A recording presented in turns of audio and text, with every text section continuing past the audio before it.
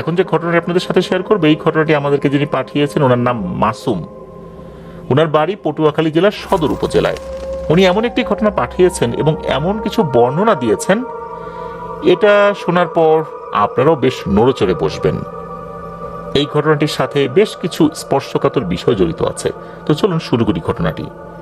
মাসুম ভাইয়ের বাবা একজন বিডিআর কর্মকর্তা ছিলেন, যেটা বর্তমানে বিজিবি নামকরণ করা হয়েছে। 2021 সালে উনি অবসরে গিয়েছেন। ঘটনা যখন ঘটে তখন সময়টা 2003 সালের জুন কি জুলাই মাসের দিকে। তখন মাসুম ভাইয়ের বয়স 5 বছর। ওনারা তখন গ্রামের বাড়িতে ছিলেন, যেটা ওই সময় ছিল পটুয়াখালীর বাউফলে। ওনার আম্মু একদিন সকালবেলা ঘুম থেকে উঠে দাঁত ব্রাশ করার পর যখন এই পেস্টের ফেনা মুখ থেকে উনি বাইরে ফেলছিলেন, তখনই খেয়াল করলেন যে এটা কিছুটা বাঁকাভাবে মাটিতে পড়ছে। পরে উনি এটা আবার করার পর দেখছেন যে ঠিক একই রকম ভাবে আগের মতোই বাঁকাভাবে, মানে বাঁকা ডিরেকশনে পড়ছে। পরে আয়নার দিকে তাকিয়ে উনি দেখেন যে ওনার মুখটা ডান দিকে কিছুটা বেঁকে গেছে। এটা দেখে তো উনি বেশ ভয় পেয়ে যান। ওনার কাছে ওনার মনে হচ্ছে মাইনর স্ট্রোক হয়েছে। পরবর্তীতে এই মাসুম ভাইয়ের আব্বুকে ফোন করা হয়। তখন কিন্তু এই 2003 সালে সবার হাতে মোবাইল ফোন ছিল না, তখন দোকানে গিয়ে কল করতে হতো। আর তখন ওনার আব্বু ওই নির্দিষ্ট দোকানে ফোন করলে ওখান থেকে লোক পাঠিয়ে এনাদেরকে ডাকা হতো, ওনারা আবার ওখানে উপস্থিত থাকতেন, এরপর ফোন করলে আবার কথা বলতেন। তো এইভাবে কিন্তু ফোনে যোগাযোগ হতো।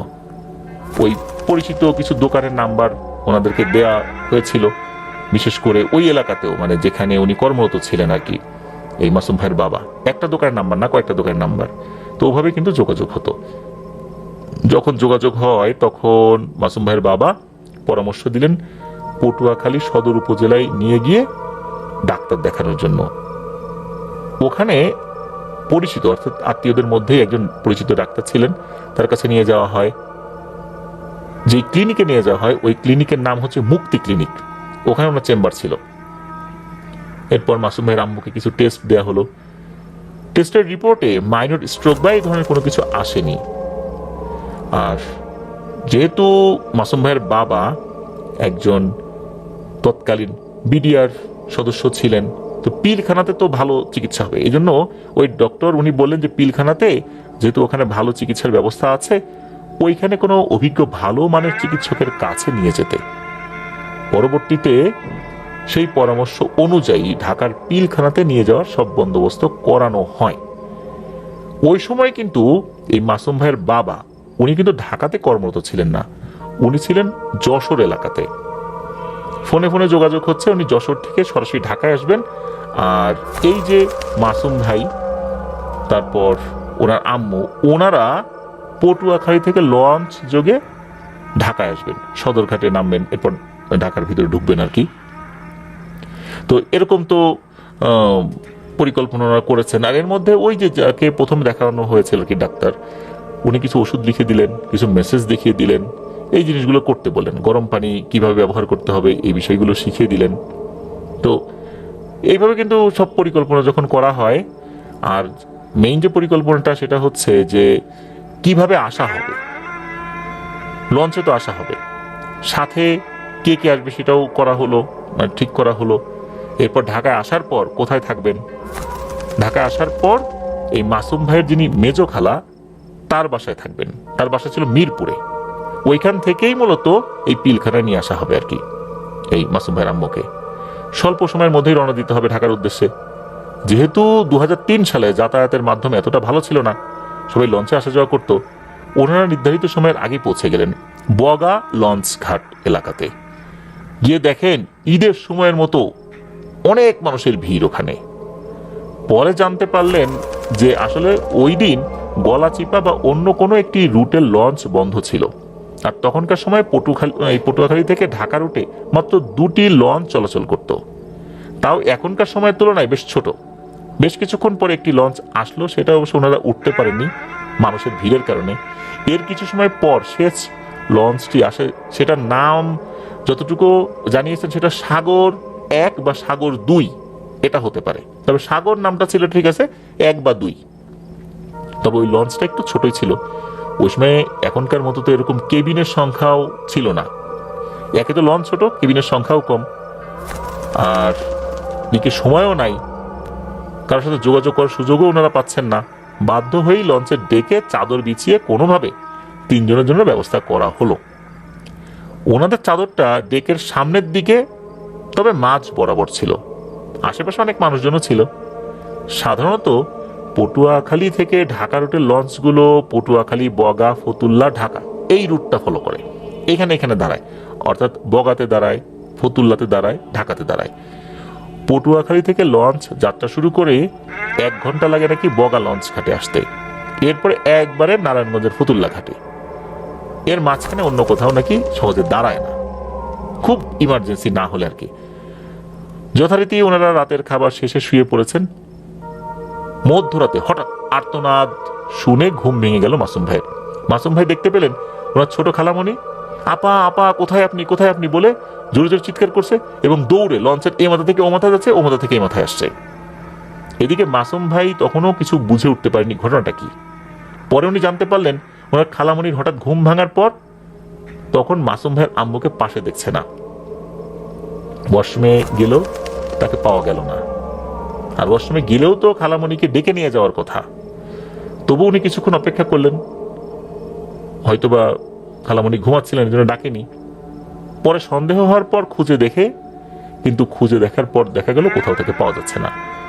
খালামণির কান্নাকাটি যখন এরকম চলছে, চিৎকার চেঁচামেচি চলছে, তখন কিছু কিছু মানুষ বলছেন যে আপনার বোন তো অসুস্থ ছিল, হয়তোবা বমি করার জন্য লঞ্চের সাইডে গিয়েছিল, শরীর খারাপ লাগছিল, লঞ্চের সাইডে গিয়েছিল একটু দাঁড়ানোর জন্য, বাতাস লাগার জন্য, হয়তোবা মাথা ঘুরে পানিতে পড়ে গেছে। আশ্চর্য বিষয়, লঞ্চে এতগুলো মানুষ, কেউ কোনো কিছু স্পষ্টভাবে বলতে পারছে না, কেউ দেখেইনি। পরবর্তীতে লঞ্চের মাস্টার বা চালক যিনি ছিলেন তাকে জানানো হয়। এটা জানার পরই বলেন যে ইতোমধ্যেই লঞ্চ চাঁদপুর পার হয়ে এসেছে, এটা ঘুরিয়ে এখন খুঁজে দেখা সম্ভব নয়। আর যদি এমন কিছু হয়েও থাকে তাহলে আর কোনো লাভ নেই, তার বাঁচার কোনো আশা নেই। এরপর আশেপাশে যে লোকজনগুলো ছিল তাদের চাপের কারণে লঞ্চ ঘুরিয়ে কিছু সময় খোঁজা হয়, কিন্তু কোনো কিছুতেই কোনো লাভ হয়নি।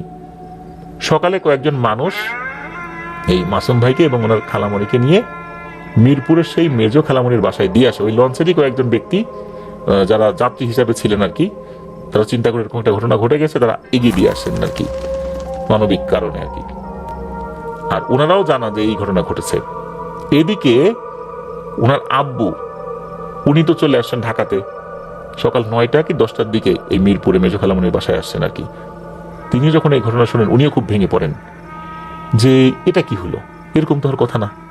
এদিকে ওই সময়ে অন্যান্য যারা আত্মীয় স্বজন ছিল তাদেরকে জানানো হয়, ঢাকার ভিতরে যারা ছিল তারাও এই মেজো খালামণির বাসায় চলে আসে। এরপর তারা সদরঘাটে যায়, থানায় গিয়ে তারা জিডি করবেন। তবে ওই সদরঘাট থানা ওখান থেকে কিন্তু জিডিটা নেয়নি। তারা বলেন যে ঘটনাটা মূলত এই এলাকায় ঘটেনি, আপনারা অন্য এলাকায় যান, বলতে যেখানে ঘটনা ঘটেছে সেখানে। পরবর্তীতে আরো ভালো পরামর্শের জন্য কেরানীগঞ্জ থানায় যাওয়া হয়।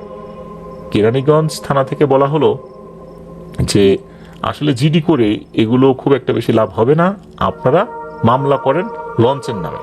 তবে মাসুম ভাইয়ের আব্বাও সেটাতে রাজি হননি। কারণ ওনার আব্বু এই কারণে রাজি হয়নি, উনি বলেছেন যে এখানে তো আসলে লঞ্চ কর্তৃপক্ষের কোনো দোষ নেই, তারা তো ধাক্কা দিয়ে ফেলেও দেয়নি বা এরকম কোনো কিছু বোঝা যাচ্ছে না, সুতরাং তাদের নামে মামলা করে আমি করবোটা কি, এটাতে তারা হয়রানির শিকার হবেন, এতে করে আমাদের উপরও তাদের একটা বিরূপ ধারণা জন্মাবে যে আমরা ইচ্ছা করে এরকম একটা ঘটনা ঘটাচ্ছি, বিষয়টা ভালো হবে না, সুতরাং আমি এটা করতে চাই না।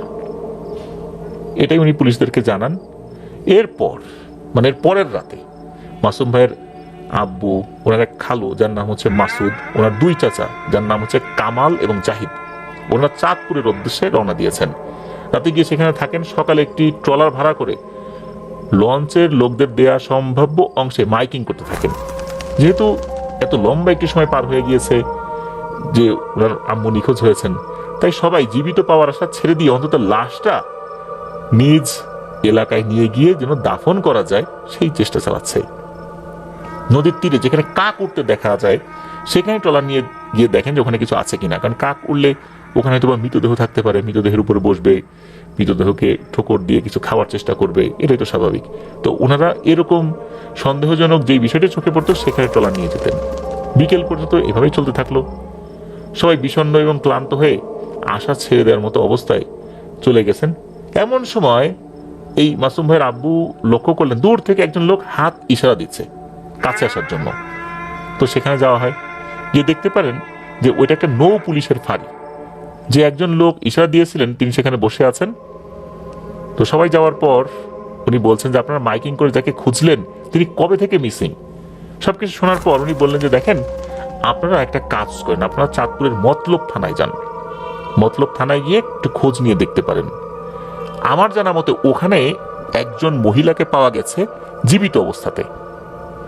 এখন সে কি না আমি বলতে পারছি না, আমাদের এখানে তো এই তথ্য নেই, তবে আমি এটা শুনেছি।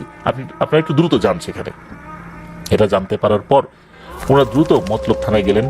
সেখানে গিয়ে সব ঘটনা বলার পর, বর্ণনার সাথে মিলে যাওয়ার পর এই মাসুম ভাইয়ের আম্মুকে যারা খুঁজতে গিয়েছেন আর কি, তারা সবাই মিলে এখলাসপুর নামের একটি চরের মধ্যের গ্রামে গেলেন। পুলিশের কাছ থেকে যে তথ্য পেয়েছিলেন সেই তথ্য নিয়ে ওখানে গিয়ে সবার মনের মধ্যে একটা আশার আলো জন্মালো। দেখা গেল একজন লোকের বাড়ির বিছানার উপরে ওনার আম্মু বসে আছেন, একদম ফ্যাল চোখে মাসুম ভাইয়ের আব্বুর দিকে তাকিয়ে আছেন, কোনো কথা বলতে পারছেন না, তার কোনো অনুভূতি নেই। তাকে পাওয়ার পর নাকি কেউই কোনো কথা বলেনি, শুধু চুপচাপ তাকিয়ে থাকতো। তাকে পাওয়া গেল কিভাবে? তাকে যারা পেয়েছেন সবাই মূলত পেশাদার জেলে না, মূলত একটা পরিবার, মানে যেই পরিবার পেয়েছেন এই পরিবারে 3 জন ভাই। 3 ভাইয়ের মধ্যে 2 জন ঢাকা থাকেন, আর একজন হচ্ছে মাঝে মাঝে মাছ ধরেন, সবসময় না, মাঝে মাঝে আর কি। সেদিন ইলিশ মাছ ধরার জন্য তারা 3 ভাই বেরিয়েছেন, মানে তারা ঢাকা থেকে আসেন, বেরিয়েছেন আর কি। ফজরের আজান দিবে দিবে ভাব, তখন ওরা ফেরত আসবেন। হঠাৎ করে মনে হচ্ছে একটা মৃদু আওয়াজ ওনাদের কানে আসছে, বাঁচাও বাঁচাও। এই শব্দ শুনে সেদিকে কিছুক্ষণ ট্রলার চালাতেই ওরা দেখতে পেলেন পানির মধ্যে 2টো হাত ভেসে আছে। তার কাছে যাওয়ার সাথে সাথে নাকি ট্রলার এমনি এমনি বন্ধ হয়ে যায়। তখন দেখা গেল এটা একটা মহিলা ভেসে আছে, হাত দুটো একটু উঁচু করা। ওনারা ভেবেছিলেন ইনি হয়তো মারা গেছেন, কিন্তু বাঁচাও বাঁচাও আওয়াজটা কে করেছে? এইভাবে তো জীবিত মানুষ ভেসে থাকে না সাধারণত। যখনই নাকি তাকে টেনে এই নৌকার উপরে তোলা হয়, আশ্চর্যজনকভাবে সাথে সাথে ট্রলারটি নিজে থেকে চালু হয়ে যায়। ট্রলারের যে ইঞ্জিনটা ছিল, এই ইঞ্জিনটা কিন্তু হ্যান্ডেল দিয়ে ঘুরিয়ে ঘুরিয়ে চালাতে হয়। বন্ধ হয়ে গেলেও একই রকম ভাবেই কিন্তু হ্যান্ডেল ঘুরিয়ে চালাতে হয়, কিন্তু এটা এমনিতেই কি চালু হয়ে গিয়েছিল। তাদের ভাষ্য মতে, বিশেষ করে যারা উদ্ধার করেছেন তাদের ভাষ্য মতে, যে মাসুম ভাইয়ের আম্মুর বডিটা যদি আরেকটু সামনের দিকে চলে যেত তাহলে নাকি এই চাঁদপুরের যে মোহনা, ওই মোহনার যে পাক সৃষ্টি হয়, যে পানি চক্র যেটা, এর মধ্যে পড়ে যেত। তাহলে কিন্তু কোনোভাবেই আর তার লাশ পাওয়া সম্ভব হতো না। ওনার ওখানে এই দৃশ্যটা দেখলেন, উদ্ধার করলেন, এরপর স্বাস্থ্য কমপ্লেক্সে নিয়ে গেলেন। সেখানে পুলিশ আসে, পুলিশ তাদের হেফাজতে রাখতে চায়, কিন্তু ওই যে পরিবারের লোকেরা তারা বলেন না, আপনারা এইটা আসলে করলে খুব একটা বেশি ভালো হবে না, আমরা যেহেতু উদ্ধার করেছি আপনারা যত তথ্য লাগে রাখেন, আমরা আমাদের বাসায় নিয়ে যাই, আমরা যত্নআত্তি করি। পুলিশও দেখলেন যে আসলে যেই পরিবার উদ্ধার করেছে তারা খুবই ভদ্রলোক। 2 জন ওখানে ছিলেন যারা ঢাকাতে চাকরি করতেন, কথাবার্তা থেকে শুরু করে সবকিছু পুলিশের কাছে ভালো লাগে। তখন বলেন ঠিক আছে, আমরা আপনাদেরও তথ্য রেখে দিচ্ছি, আপনারা আপনাদের হেফাজতে রাখেন, যখন আমাদের প্রয়োজন হবে আমরা যখন তাকে নিয়ে আসতে বলবো আপনারা কিন্তু নিয়ে আসবেন। তারাও কথা দেয় যে হ্যাঁ ঠিক আছে, আপনাদের যখন প্রয়োজন হবে সাথে সাথে জানাবেন, আমরা নিয়ে আসবো। আমাদের পরিবারে নারী সদস্যরা আছে, ওনারা এই ভদ্র মহিলার দেখভাল করবেন। তো ওভাবেই কিন্তু পুলিশ তাদের হাতে এই মাসুম ভাইয়ের আম্মুকে ছেড়ে দিয়েছিলেন। তো পুলিশ কিন্তু বেশি কিছু জানতে পারছিলেন না, কেননা মাসুম ভাইয়ের আম্মুর জ্ঞান ফিরলেও মাসুম ভাইয়ের আম্মু কোনো কথা বলছেন না, তার নাম কি, তার বাড়ি কোথায়, কোনো তথ্য জানতে পারছিলেন না। পুলিশ শুধু একজন ক্যামেরাম্যান ডেকে ওনার একটা ছবি তুলে রেখেছিলেন। এটাই, তাছাড়া তো তার কোনো তথ্য জানা যাচ্ছিল না। আর ওই পরিবারের সদস্যরা বলেছিলেন তারা যদি কোনো কিছু জানতে পারেন সাথে সাথে পুলিশকে অবহিত করবেন। এখন পুলিশ জাস্ট এতটুকুই বলতে পারে যে তারা আশেপাশে যে নৌ পুলিশ ফাঁড়িগুলো ছিল বা আশেপাশে কাছাকাছি যেই থানাগুলো ছিল তাদের কাছে এতটুকু জানিয়েছেন যে এরকম একজন ভদ্র মহিলাকে পাওয়া গেছে, কিন্তু কোনো কথা বলছে না। চাঁদপুরের এখানে পানির মধ্যে তাকে পাওয়া গিয়েছিল, স্থানীয় কিছু লোকজন তাকে উদ্ধার করেছে। তো এই ঘটনা এই পর্যন্তই, মানে তার উদ্ধারের ঘটনাটা এই পর্যন্তই। সবচেয়ে অদ্ভুত বিষয় হচ্ছে লঞ্চ থেকে নিখোঁজ হয়ে যাওয়া থেকে শুরু করে নিয়ে ওই উদ্ধার করা লোকদের হাতে ওনার আম্মু পৌঁছানোর আগ পর্যন্ত সময়ের পার্থক্য 4 ঘন্টার কাছাকাছি। নদীর মধ্যে একটা মানুষ 4 ঘন্টা কিভাবে জীবিত থাকে? আর নদী থেকে উদ্ধার হওয়ার পর ওনার আম্মুর মুখের যে বাঁকা সমস্যা, মানে বাঁকা হয়ে যাওয়ার যে সমস্যাটা, যেটার কারণে ঢাকাতে নিয়ে আসার সব বন্দোবস্ত করা হয়েছিল, এই সমস্যাটা কিন্তু আর নাই। ওই বাড়িতে মোটামুটি উনি স্বাভাবিক আছেন। যেদিন ওনাকে খুঁজে পাওয়া যায়, প্রথমত কোনো কথাই বলছিলেন না, উনি কোনো খাবারও খেতে চাচ্ছিলেন না। ওখান থেকে তো নিয়ে আসা হয়, পুলিশকেও সব তথ্য দিয়ে দেওয়া হয়, পুলিশকেও প্রমাণ দিতে হয়েছে যে আসলে এই ভদ্র মহিলা অর্থাৎ মাসুম ভাইয়ের আম্মু এই পরিবারেরই সদস্য। ওখান থেকে যখন নিয়ে আসা হয়, নিয়ে আসার পর থেকে ওনার আম্মু কথা বলতে শুরু করেন, তবে সেই কথা কোনো স্বাভাবিক কথা না, সব এলোমেলো কথাবার্তা, কোনোভাবেই তাকে থামানো যাচ্ছে না। ঢাকাতে নিয়ে আসা হয়, সবাই তো অনেক খুশি, তাকে জীবিত অবস্থায় উদ্ধার করা হয়েছে, কেউ তো আশাই করেনি। কিন্তু ওনার আম্মু কাউকে চিনতে পারছেন না, সবাইকে গালিগালাজ করছেন। বিশেষ করে কোনো মহিলা যদি খোলা চুল নিয়ে ওনার সামনে আসতেন, ওনার আম্মু নাকি চিৎকার করে বলে উঠতেন সাপ সাপ সাপ, আর খাবার একদমই খেতে চেতেন না। খাবার সামনে আনলেই বলতো পোকা, খাবারের মধ্যে পোকা। কেউ খোলা চুল নিয়ে গেলে তাকে তো মারতে আসতেন আর কি, তবে মাথায় কাপড় দিয়ে সামনে আসলে উনি কিছু বলতেন না, একদম স্বাভাবিক থাকতেন। এর মধ্যে পিলখানাতে ডাক্তার দেখানোর জন্য নিয়ে যাওয়া হয়, ডাক্তার অ্যাডমিট করার অনুমতি দেননি, তার ওই আচরণগত ওই সমস্যার কারণে। এসব বুঝতে পেরে ওনাকে একজন হুজুর দেখানোর সিদ্ধান্ত নেওয়া হয়। একজন হুজুর আসেন, হুজুরকে দেখে ওনার আম্মু একদম চুপচাপ হয়ে যান। হুজুর এসে উনি ওনার মতো তদবির দেওয়ার চেষ্টা করেছেন, ওনার আম্মুর হাতের নখ চেপে ধরে দোয়া দুরুদ পড়ছেন, যেভাবে অনেক সময় জিন হাজির করা যায়, অনেকক্ষণ চেপে ধরে রাখছে, অনেকভাবে চেষ্টা করেছেন, কিন্তু কিছুতেই কোনো কিছু হচ্ছিল না। হুজুর বললেন যে আমার বিদ্যা এখানেই শেষ, আমি পারলাম না, আমি এইভাবেই কাজ জানি, কিন্তু হয় নাই, আমার দ্বারা এটা হবেও না, আপনারা আরো ভালো কারোর সাথে যোগাযোগ করেন। এর মধ্যে অবশ্য পিলখানাতে তাকে ভর্তি করানো হয়, কিন্তু কোনো পরিবর্তন হচ্ছে না। ডাক্তার চিকিৎসা তো করে যাচ্ছেন, ওখানে যে হসপিটাল ছিল সেখানে চিকিৎসা হচ্ছে, তবে হসপিটালের ওখানে যে মসজিদটা রয়েছে, এই মসজিদের হুজুরের কাছে গিয়ে এই মাসুম ভাইয়ের বাবা সব কথা খুলে বলেন। হুজুর সব শুনে উনি বলেন যে ঠিক আছে, আপনি এশার নামাজের পরে আসেন, দেখি আমি কিছু করতে পারি কিনা। এশার নামাজ শেষে যখন মাসুম ভাইয়ের আব্বু হুজুরের সাথে দেখা করেছেন, তো ওই হুজুর জানান যে দেখুন, আপনার স্ত্রীর সাথে যে আছে সে থাকলে পরবর্তীতে আপনাদের জন্য ভালো হবে, আর যিনি নিয়ে গিয়েছিলেন তিনি আবার ফিরিয়ে দিয়েছেন। কিন্তু মাসুম ভাইয়ের আব্বু বলেন যে দেখেন হুজুর, আমি আলহামদুলিল্লাহ ডাল ভাত খেয়েই ভালো আছি, আমার স্ত্রী আগে যেমন ছিল আপনি তেমন করে দেওয়ার ব্যবস্থা করেন, অন্য কেউ থাকুক চাই না, থাকলে যে ভালো কিছু হবে না এটা তো আমরা দেখতেই পাচ্ছি। হুজুর বলেন আচ্ছা ঠিক আছে, আপনারা যেহেতু চাচ্ছেন আমাকে কিছু জিনিস প্রস্তুত করে দেন। উনি কিছু জিনিসের কথা বলেন আর কি, আর হুজুর বলেন যে এই জিনিসগুলো আমি প্রস্তুত করে দিব, এরপর এগুলো ব্যবহার করবেন। আগামীকাল আসরের নামাজ এই মসজিদে পড়বেন, তবে আমি নিজেই মসজিদ থেকে বের হব, বের হবার পর আপনি আমার সাথে কোনো কথা বলবেন না, আমি হাঁটতে থাকবো, শুধু আমার সাথে সাথে হাঁটবেন, আমি যেই জিনিসগুলো দিব সেগুলো ব্যবহার করবেন, আমি যে জিনিসগুলো দিব সেখানে লেখা রয়েছে, কাগজে লিখে দিব যে কিভাবে কিভাবে ব্যবহার করতে হবে। আর আমার কাছ থেকে নিয়ে যাওয়ার পর আমি যখন ইশারা দিব সব শেষ, আমি কিন্তু চলে যাব, আমার দিকে কিন্তু ঘুরে তাকানোর চেষ্টাও করবেন না, এটাই পরামর্শ। তো এরকমটাই করা হয়, মাসুম ভাইয়ের আব্বু সেভাবেই কাজগুলো করেন। তবে হয় কি, হুজুর কিছু পানি দিয়েছিলেন, এই পানিটা মাসুম ভাইয়ের আম্মুর গোসলের সময় বালতির পানির সাথে মিশিয়ে দেওয়ার কথা ছিল, উনি কোনোভাবেই মিশিয়ে দিতেন না। উনি একা একা গোসল করতে যেতেন, কোনোভাবেই মিশাতে দেবেন না। একদিন হয় কি, গোসল করার সময় খালামণি পেছন থেকে দৌড়ে গিয়ে বোতল থেকে একটু পানি ওনার মাথায় ঢেলে দিয়েছেন এবং দৌড় দিয়ে ঘরে চলে আসেন, যেন ক্ষিপ্ত হয়ে ওনার আম্মু মারতে আসতে না পারে। মাথার উপর যখন পানিটা ঢেলে দেওয়া হয়েছে, মনে হলো যে ওনার শরীরটা একটু ঝাঁকি দিয়ে উঠেছে, কিছু একটা হয়েছে, এরকমটা মনে হয়েছে। এরপর উনি গোসল করতে গিয়েছেন, গোসল শেষ চুপচাপ এসে কথা না বলেই শুয়ে পড়েছেন, অনেকক্ষণ যাবৎ ঘুমিয়েছেন একটানা। এরপর ওঠার পর আল্লাহর রহমতে অনেকটাই স্বাভাবিক। তারপর যেই যে জিনিসগুলো দেওয়া হয়েছে সেগুলো অনায়াসে ব্যবহার করতে দিচ্ছিলেন আর কি। শুরুর দিকে তো এগুলো ব্যবহার করতে দিতেন না, আর এলোমেলো কথাও বলছেন না।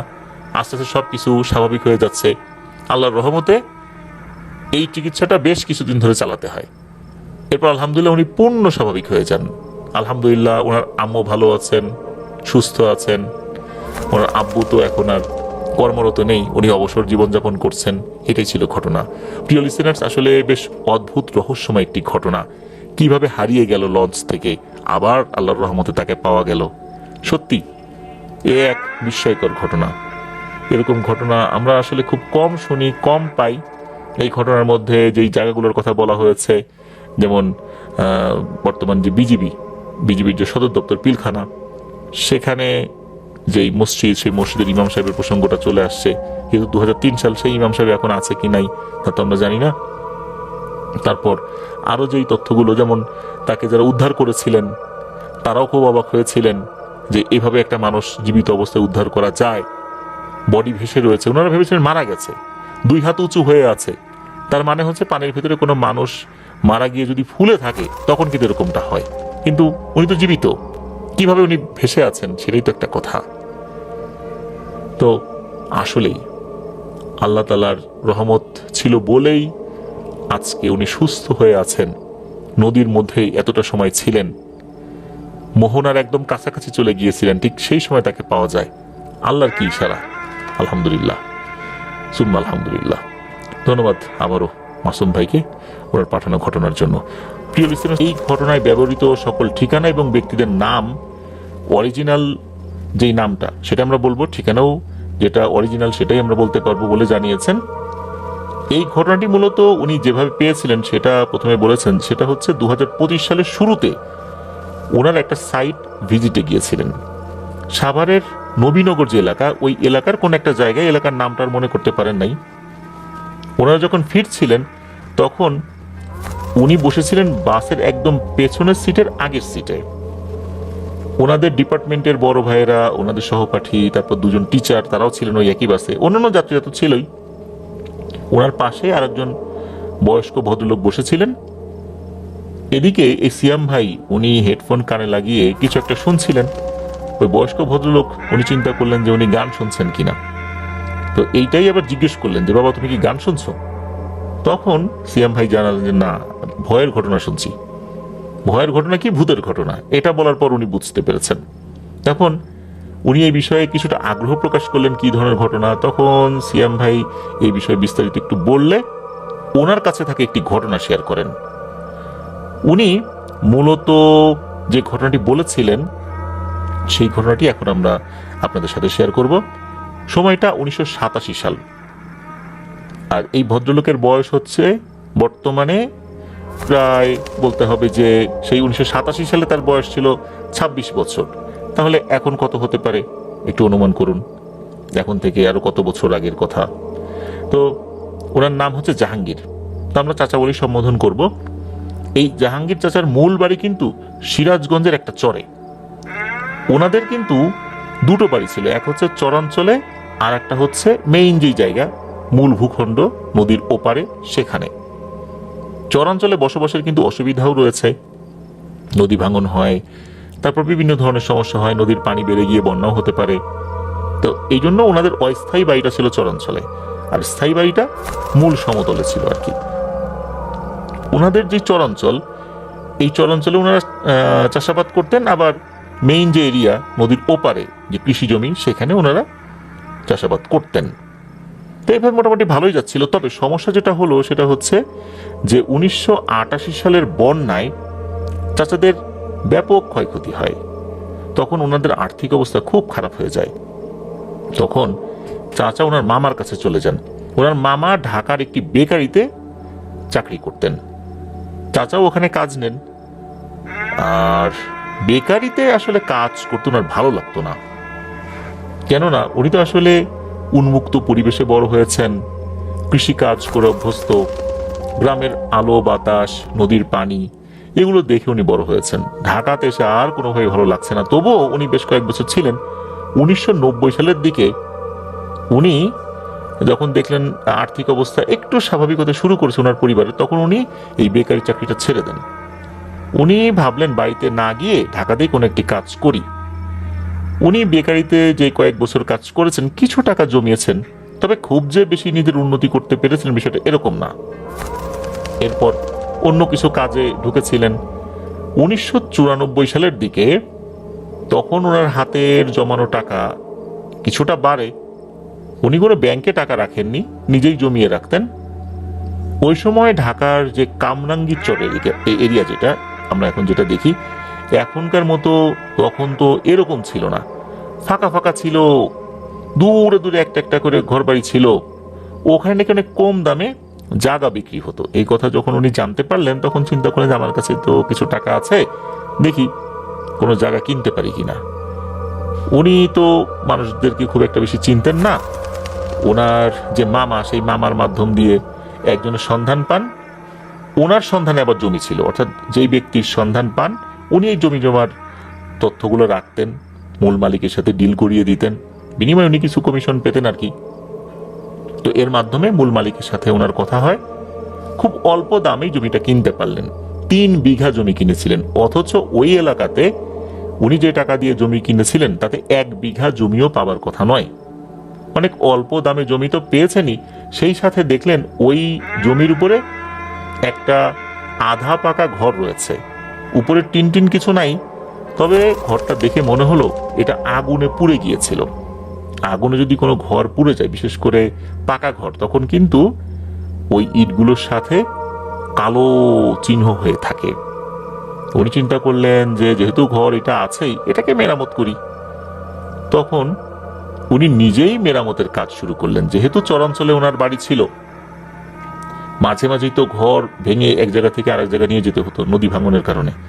সুতরাং ঘর বাড়ি কিভাবে তৈরি করতে হয় ওনার খুব ভালো করেই জানা ছিল। উনি নিজেই কাজে নেমে পড়লেন, চিন্তা করে আস্তে আস্তে কাজ করি। সকালে ওই জায়গায় আসতেন আর বিকেলে চলে যেতেন, এরকম একদিন করেছেন। দ্বিতীয় দিন যখন কাজ করেছেন, তখন হয় কি, সন্ধ্যার দিকে ওনার এমন ঘুম আসছে আর এমন ক্লান্তি লাগছে যে উনি যে যাবেন, এই এনার্জিটা ওনার শরীরে ছিল না, এই শক্তিটা উনি হারিয়ে ফেলেছিলেন। চিন্তা করলেন যে যতটুকু কাজ করেছি কোনো মতে এখানে এক পাশে শুয়ে থাকা যাবে, রাতটা কাটিয়ে দিই, আর যে ঘুম পেয়েছে তাতে এক ঘুমেই রাত পার করে দেবেন। উনি যেটা করেছিলেন সেটা হচ্ছে যে আসার আগে কিছুটা শুকনো খাবার নিয়ে আসতেন, সেটার কিছু অবশিষ্ট ছিল, সেটা খেয়ে ফেললেন আর ওখানে উনি শুয়ে পড়লেন। রাত তখন অনেক গভীর। উনি খেয়াল করলেন রাতের বেলা যে ওইখানে দূরে দূরে যে ঘর বাড়িগুলো রয়েছে, বেশ অনেকটা দূরেই, তবে সেখানে যে আলোগুলো জ্বলছে এগুলো বোঝা যায়।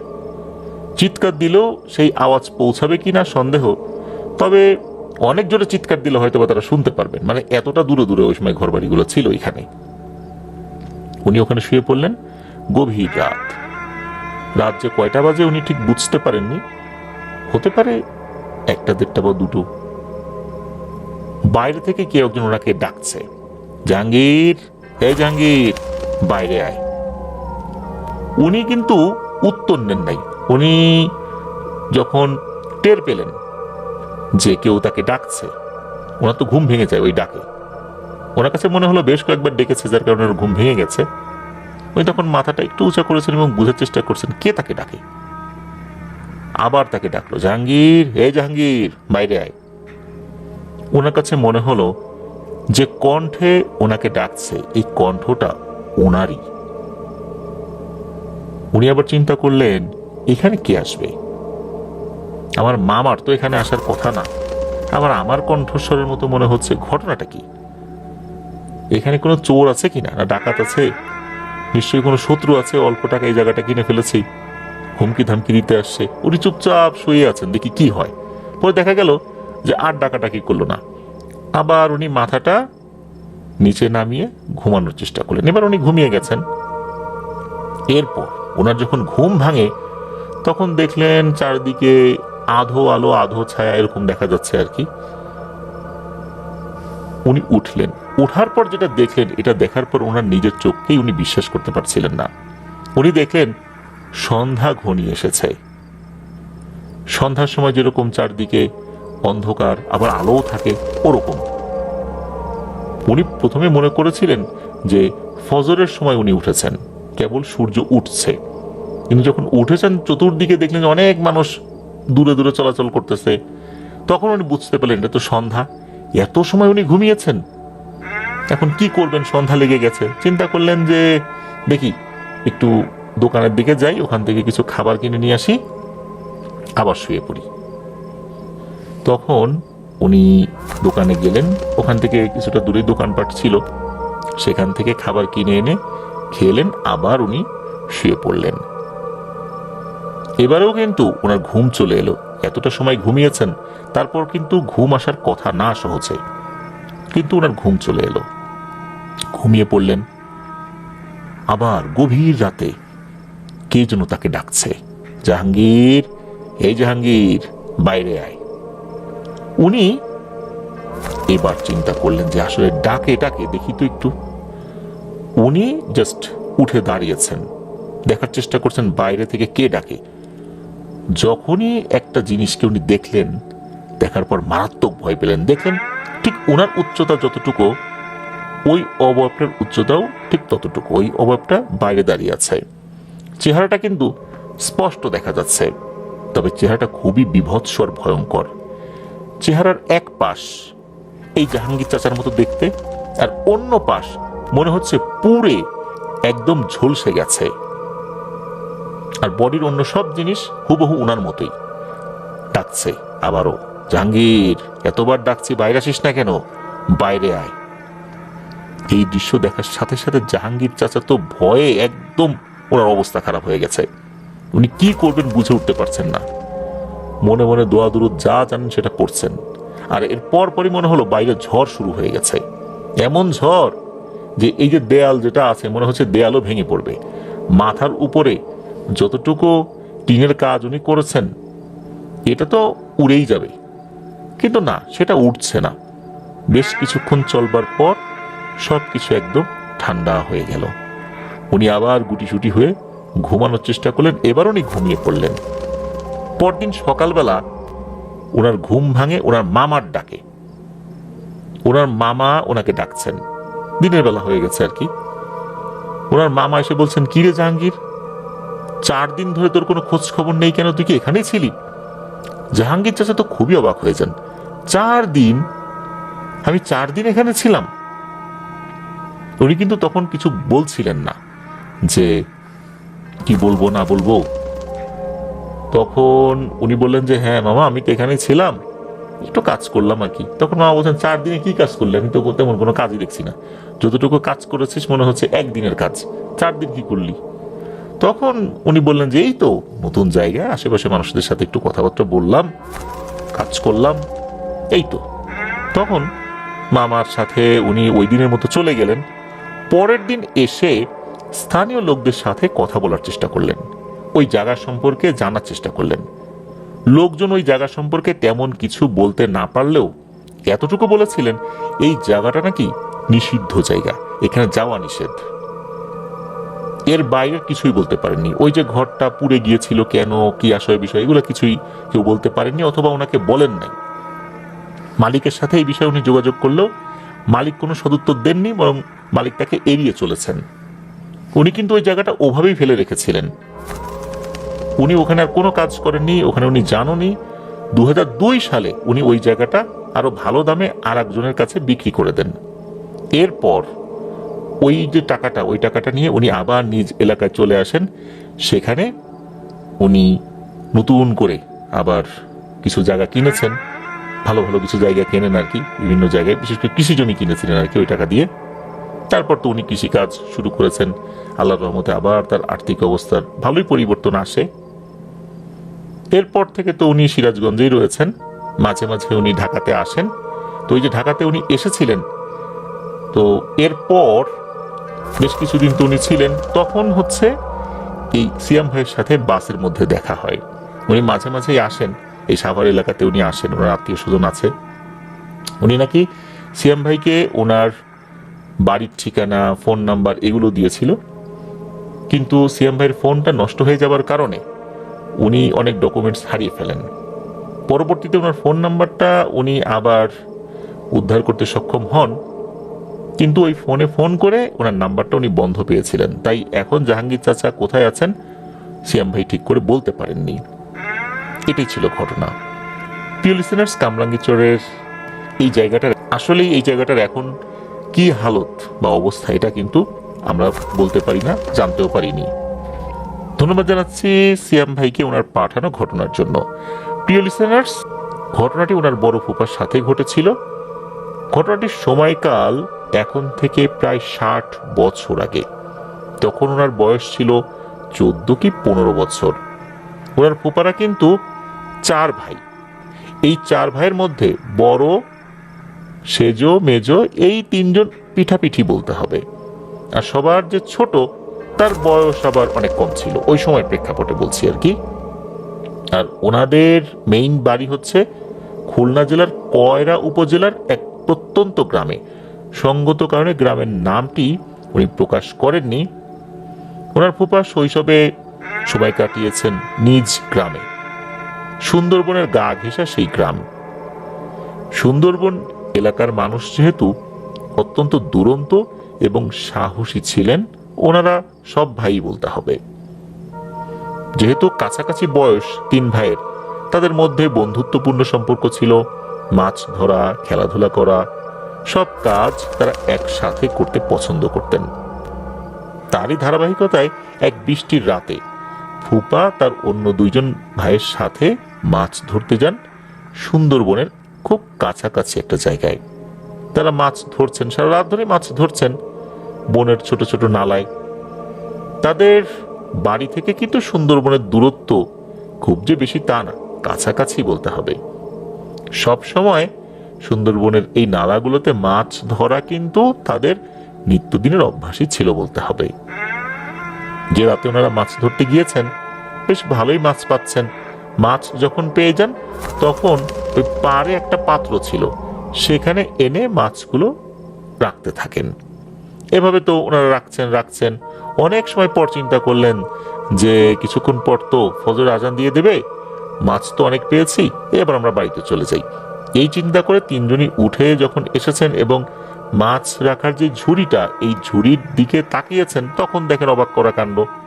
এই ঝুড়িতে মাছ নাই বললেই চলে, ছোট ছোট গুড়া মাছ কিছু পড়ে আছে, যেগুলো ধরেছিলেন ছোট জাল যেগুলোতে আটকে যায় ছোট ছোট মাছ, ওই যে মলা ঢেলা যে মাছগুলোর মতো মাছ আর কি, সেগুলো আছে। এছাড়া অন্য কোনো মাছই নেই।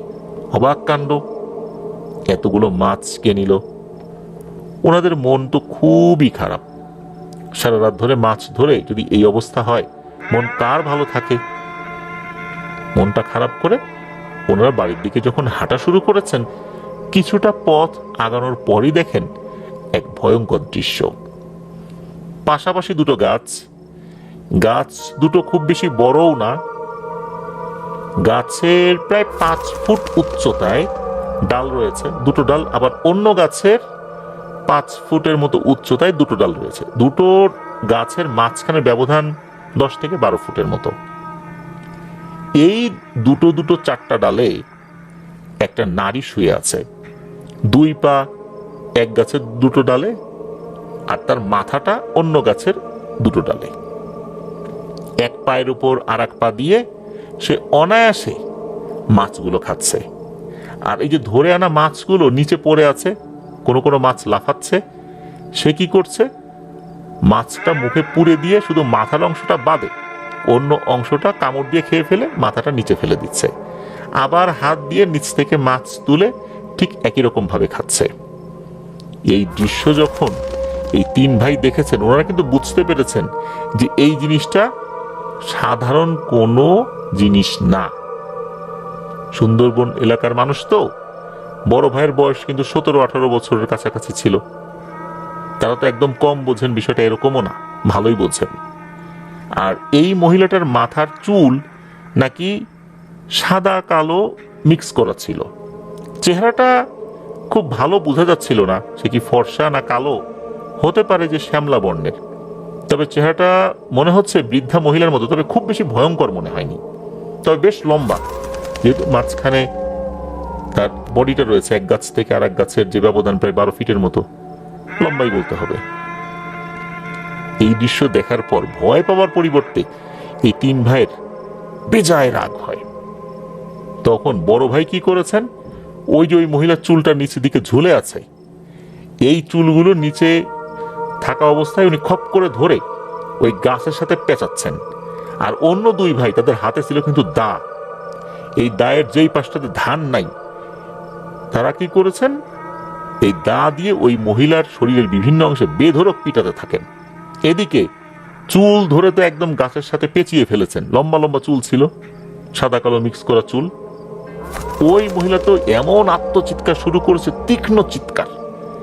এদিকে এই চিৎকারটা কিন্তু এই যে ফুপার মা, উনি কিন্তু শুনেছেন। ছেলেরা না ফিরে আসা পর্যন্ত উনি ঘুমাতেও পারছিলেন না। এদিকে শোনা যাচ্ছে যে একটা মহিলার চিৎকার, আবার এই 3 ভাইয়ের কণ্ঠস্বরও শোনা যাচ্ছে। একজন আর একজনকে বলছে মার মার, বেশি করে মার, এরকম বলছেন আর কি।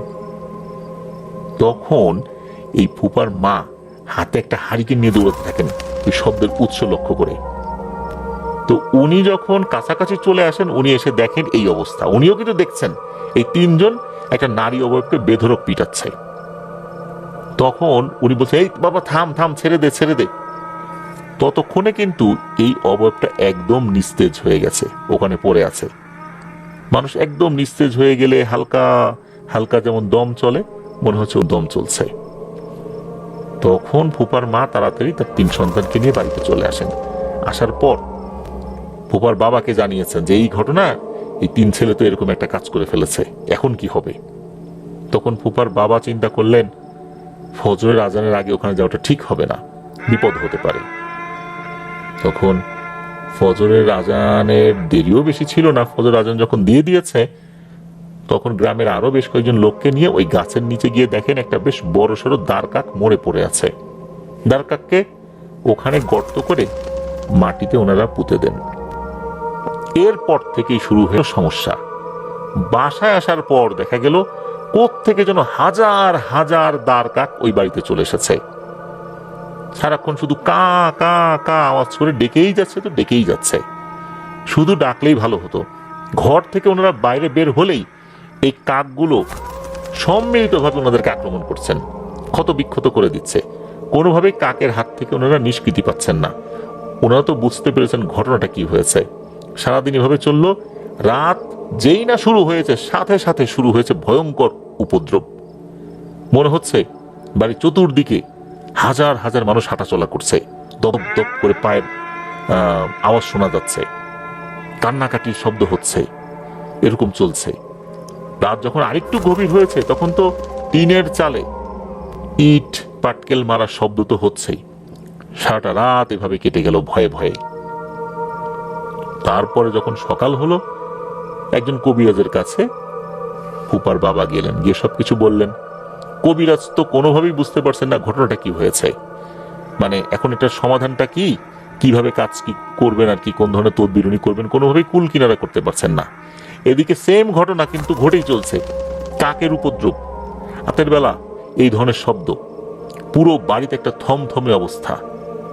সবাই কিন্তু ধারণাই করে নিয়েছিলেন ফুপা সহ ওনার যে 2 ভাই, ওনাদের হয়তো বাঁচার আর কোনো আশা নেই, কারণ ওনারা যে কাজ করেছেন তাতে ওনাদের মৃত্যু নিশ্চিত।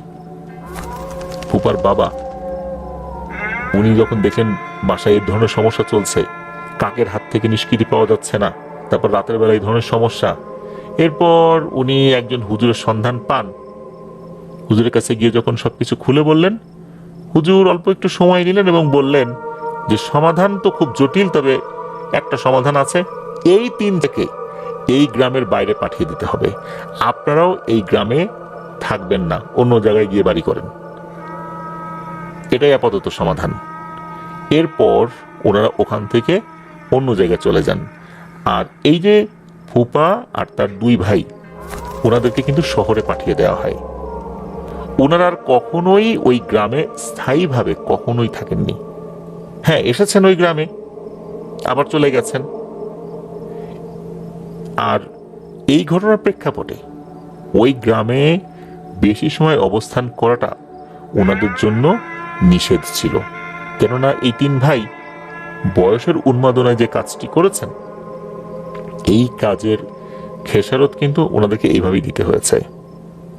বড় ধরনের কোনো সমস্যা ওভাবে না হলেও নিজ যেই জন্মস্থান, নিজ যে ভিটা, সেই ভিটাতে ওনারা ওই বয়স থেকেই একদম বাইরে বেরিয়ে গেলেন। বিশেষ বিশেষ কিছু অকেশনে ওনারা এসেছেন, কিছু অকেশনে আসলেও সেখানে তো আসলে দীর্ঘ সময় থাকা সম্ভব না, আবার চলে গেছেন।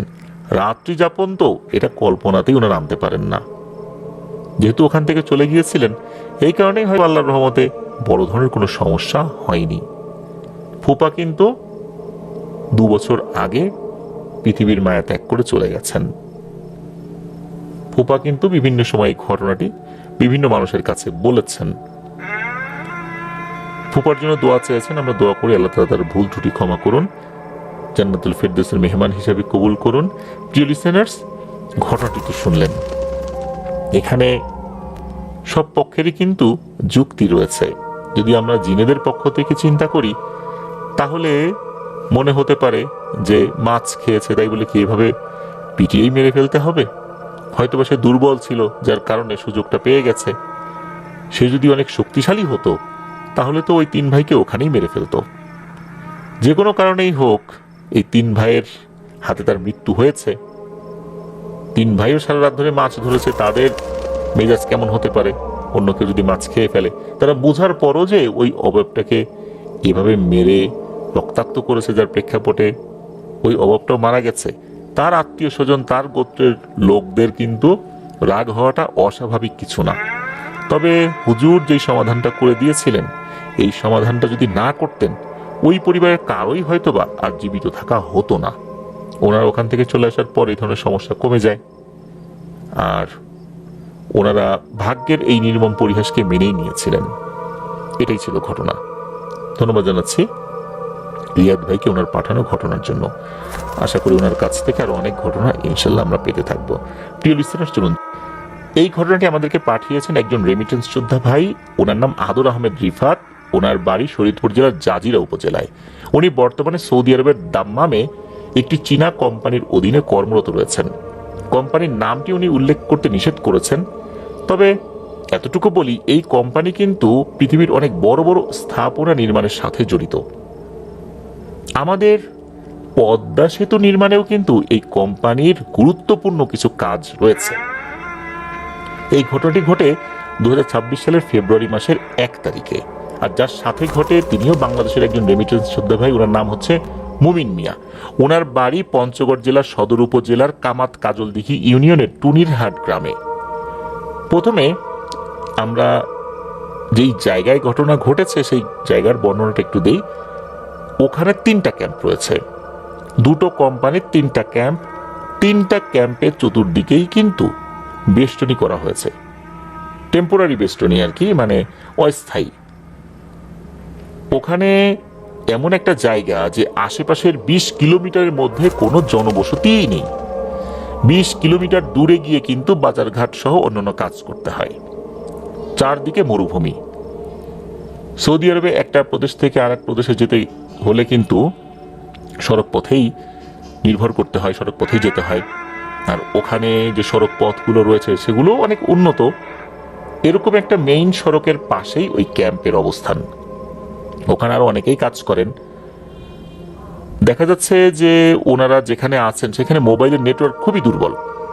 ক্যাম্প থেকে বাইরে বের হয়ে আশেপাশে হাঁটাহাঁটি করলে কখনো কখনো নেটওয়ার্ক পাওয়া যায়। এই কারণে যেই রাতে ঘটনা ঘটে, ওই রাতে এই যে মুমিন মিয়া ভাই, উনি ক্যাম্প থেকে বাইরে বের হয়ে হাঁটাহাঁটি করছিলেন। এমনিতেও পরের দিন ওনার কাজ ছিল না, কাজটা উনি আগেই সেরে ফেলেছিলেন। পরের দিন ওনার ছুটির দিন ছিল। চিন্তা করলেন দেখি রাত্রেবেলা একটু হাঁটাহাঁটি করে মোবাইলে একটু কথা বলি। উনি তো কথা বলার জন্য বাইরে বের হয়েছেন। উনার এই ক্যাম্প এরিয়া পাহারা দেওয়ার জন্য কিন্তু বেশ কিছু কুকুর রয়েছে। এরা ক্যাম্প এরিয়া পাহারা দেয়। ওনাদের সবাইকে চেনে। কুকুরগুলো কিন্তু সাধারণত ওনাদেরকে দেখলে ঘেউ ঘেউ করে না। অনেক সময় হয় কি, পাহাড়ি কুকুর, পাহাড়ি শেয়ালগুলো কিন্তু ক্যাম্পে ঢুকে পড়ে, মানুষকে আক্রমণ করে বসে, অনেক জিনিসপত্র কিন্তু ক্ষতিগ্রস্ত করে ফেলে। এই জন্য এই কুকুরগুলো ওনারা রেখেছেন, বিশেষ করে কোম্পানি থেকে রাখা হয়েছে আর কি। ওই কোম্পানির যে ক্যাম্পগুলো, এই ক্যাম্পগুলো থেকে বাইরে বের হলে দেখা যাচ্ছে যে মেইন যে মহাসড়ক ওটা রয়েছে, আর ওই সড়কটা পার হয়ে ও পাশে গেলে একটা টিলা রয়েছে। এই টিলাটা নাকি এত লম্বা, প্রায় 12 কিলোমিটারও বেশি লম্বা, তবে খুব বেশি উঁচু না। এভাবেই লম্বা হয়ে এঁকে বেঁকে চলে গেছে প্রায় 12 কিলোমিটার। মাঝে মাঝে ওনারা ওইদিকে হাঁটতে যান, গল্পগুজব করেন। রাতের বেলা উনি যখন বের হয়েছেন, উনি চিন্তা করলেন যে এই দিকটাতে তো নেটওয়ার্ক খুব একটা বেশি পাওয়া যায় না, রাস্তার ওপাশে গেলে পাওয়া যায়, ওপাশে যাই। ক্যাম্প থেকে বাইরে বের হয়ে গেছেন, যাওয়ার পর ওই দিকটাতে গিয়েছেন। উনি খেয়াল করলেন ওই যে টিলার একটা জায়গায় আগুন জ্বলছে। চিন্তা করলেন যে এইখানে তো আগুন জ্বলার কথা না, আমাদের ক্যাম্পের কোনো লোকজন এখানে এসে কি পিকনিক করছে কিনা, যদি কেউ করতো তাহলে তো জানতাম, বলতো। মনে তো হয় না যে আমাদের কেউ। কৌতূহলী হয়ে উনি এগিয়ে যান দেখার জন্য ঘটনাটা কি। উনি দেখতে পান যে ওখানে সৌদি আরবের লোকদের যেরকম বেশভূষা, ওই রকম পোশাক পরা একজন ব্যক্তি আগুনে কোনো কিছু ঝলসানোর চেষ্টা করছেন আর কি। তখন এই মুমিন মিয়া ভাই চিন্তা করলেন যে হ্যাঁ, সৌদি আরবের লোকজন মরুভূমির বিভিন্ন জায়গায় গিয়ে পিকনিক করে, বারবিকিউ পার্টি করে, কিন্তু এত দূরে এসে কেউ করবে এটা তো হতে পারে না। এখানে তো অনেক কিছুর সমস্যা রয়েছে। দেখা যাচ্ছে যে পানির সমস্যা আর অনেক ধরনের সমস্যা রয়েছে। বিশেষ করে নিত্য প্রয়োজনীয় জিনিস তো এখানে হুটহাট করে পাওয়া যায় না। তো এইখানে এত দূর এসে এই লোকটা পিকনিক করছে, মানে ঘটনাটা কি? আবার দেখা যাচ্ছে যে যারা আসেন তারা তো সাথে গাড়ি নিয়ে আসেন। ওখানে আশেপাশে কোনো গাড়ি দাঁড়ানো দেখতে পেলেন না উনি। এটাও ভেবে অবাক হলেন, কে এলো এখানে এত রাতের বেলা, গাড়িও নাই, আবার একজন মাত্র লোকই দেখতে পাচ্ছি, ঘটনাটা কি? উনি অবাক হলেন। কৌতূহলী হয়ে সামনের দিকে এগিয়ে গিয়ে নিচ থেকে ডাক দিয়েছেন। মানে সৌদি আরবে সাধারণত অপরিচিত জনের সাথে যেভাবে সম্বোধন করে কথা বলতে হয়, প্রথমে নিচ থেকে উনি বলছেন যে ইয়া শায়েখ, আসসালামু আলাইকুম রহমতুল্লাহ, ইয়া শায়েখ, ইয়া শায়েখ, এভাবে বলছেন। এদিকে ওই লোক কোনো উত্তর দেয় না। এতক্ষণ তো পাশ থেকে ওনার চেহারার আংশিক দেখা যাচ্ছিল। এবার মনে হলো ওই লোকটা একটু ঘুরে তার পিঠ এই মুমিন মিয়া ভাইয়ের দিকে দিয়েছেন আর কি। তার চেহারা এখন আরো বোঝা যাচ্ছে না। মুমিন মিয়া ভাইও নাসর বান্দা, যে লোকটা কে এত রাতের বেলা এখানে, সে কি করে এখানে, এটা তো আমার বুঝতেই হবে। উনি আবার নিচ থেকে একই রকম ভাবে ডেকে যাচ্ছেন, ইয়া শায়েখ, ইয়া শায়েখ, আসসালামু আলাইকুম রহমতুল্লাহ, এভাবে উনি বলছেনই, মানে নন স্টপ বলেই যাচ্ছেন। তখন এই মুমিন মিয়া ভাই দেখতে পান একটা ভয়ঙ্কর দৃশ্য। এই ব্যক্তিটা কি করলো, মনে হলো থেমে গেল, কাজ করা থামিয়ে দিল। উনি তো হাত পা নাড়াচাড়া করছিলেন। থেমে যাওয়ার পর ওনার মাথাটা আস্তে আস্তে পেছন দিকে ঘুরতে লাগলো, মানে এই মুমিন মিয়া ভাইয়ের দিকে তাকাচ্ছেন। মুমিন মিয়া ভাই এবার খুবই ভয় পেয়ে গেলেন, কেননা মাথাটা ঘুরিয়ে একদম 80 ডিগ্রি অ্যাঙ্গেলে তার দিকে তাকিয়েছে, মানে মাথাটা ঘুরিয়ে তার পিঠের দিকে নিয়ে এসেছে। যখন পিঠের দিকে নিয়ে এসেছে উনি দেখতে পান আরো ভয়ঙ্কর দৃশ্য। এই লোকটার চেহারা মোটেও মানুষের মতো না।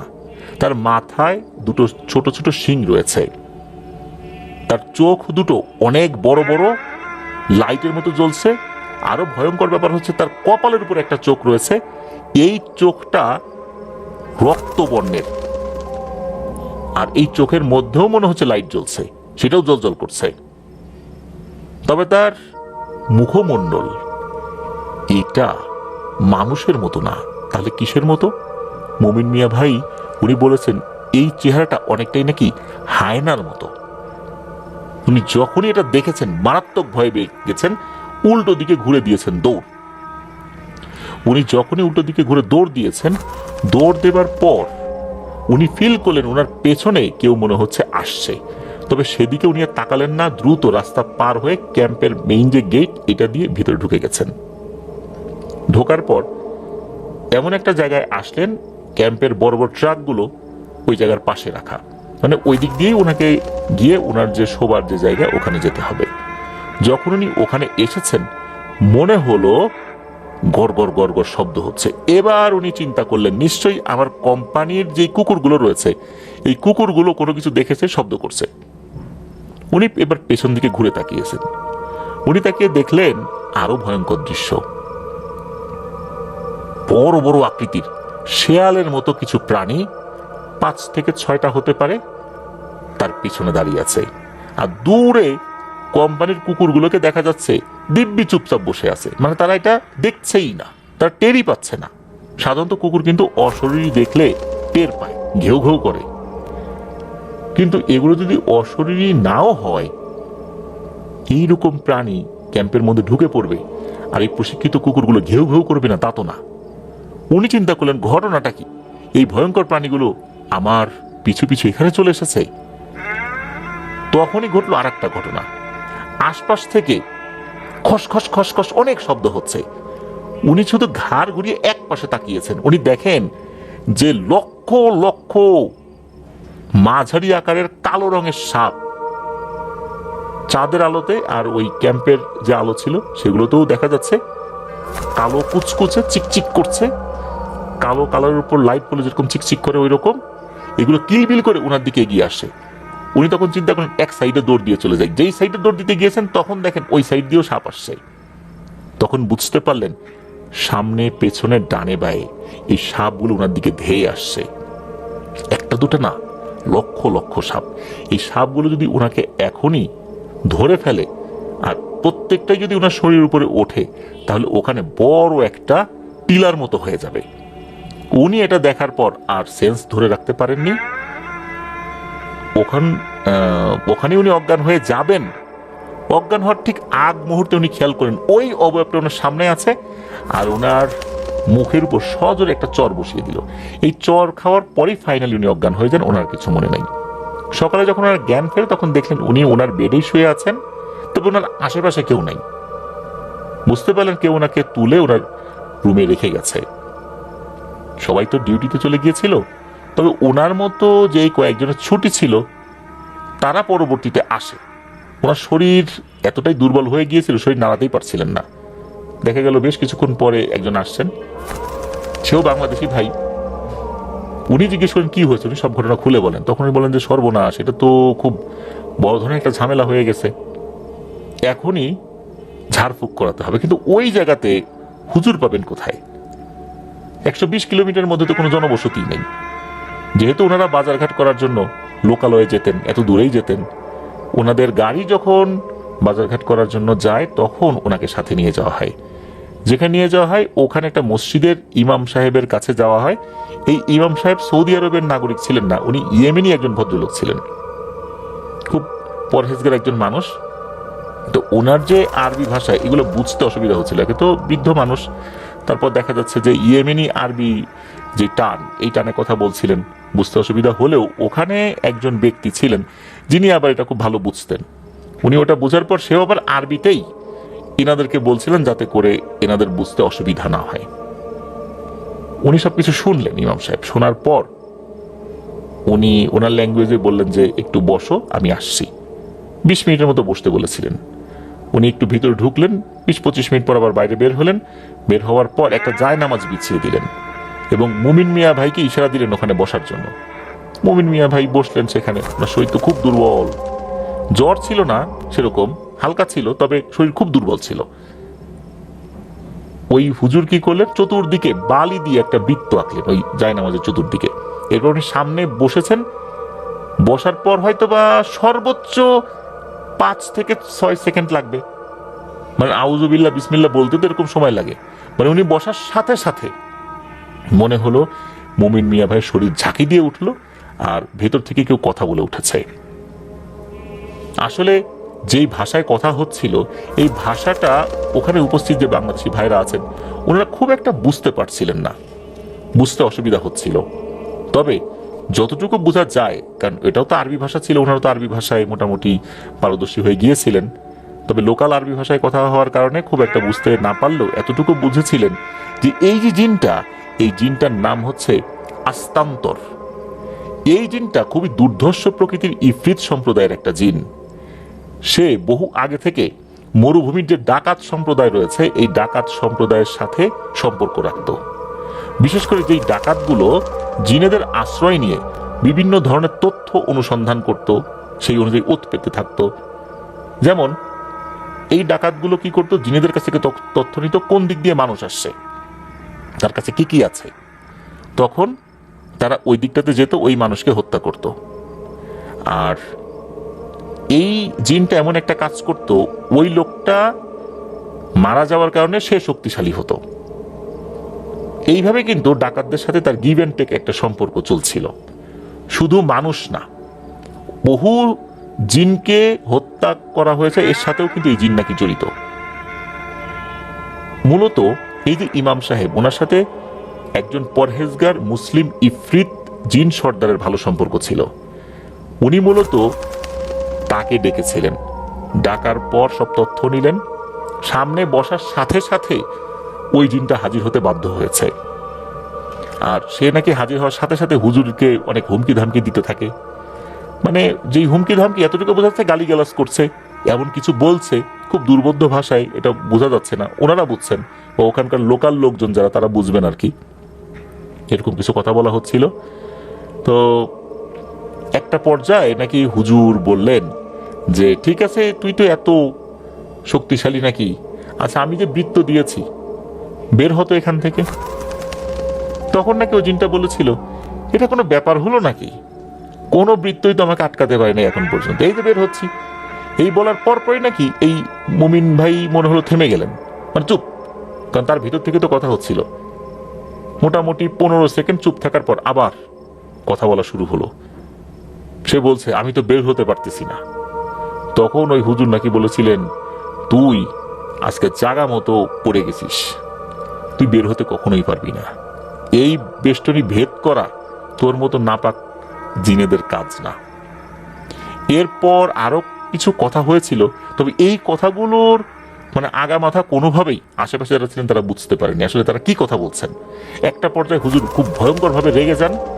রাগার পর নাকি উনি আরবিতে শুধু এতটুকুই বলেছিলেন, মানে যাকে নির্দেশনা দিয়েছেন এতটুকু বোঝা গিয়েছিল যে হুজুর মূলত সেই ইফরিত জিন সর্দারকে নির্দেশ দিয়েছিলেন, এতটুকুই বলেছিলেন এই এটাকে ধর, জাস্ট এতটুকুই। এরপরে জানা যায় যে হুজুর এই জিনটার মৃত্যু নিশ্চিত করেছিলেন। ওই সময় নাকি সে এমন কিছু কথা বলেছিল যে কথাগুলো ভিন্ন লেভেলের ছিল। আসলে সেই কথাগুলো কি ছিল, কেন হঠাৎ করে তাকে মৃত্যুদণ্ড দিলেন, এই বিষয়টা জানার চেষ্টা করছেন রিফাত ভাই। আর এই মুমিন ভাইকে কেন ধরলেন, মূলত ওই জিনটা ওই সময়ে ওখানে তার সাঙ্গপাঙ্গ নিয়ে আসছিল মরুভূমি থেকে, বেশ বড় আকৃতির একটা সান্ডা ধরেছে। এই সান্ডা ঝলসিয়ে খাবে বলে সে ওইখানে সব প্রসেস করছিল।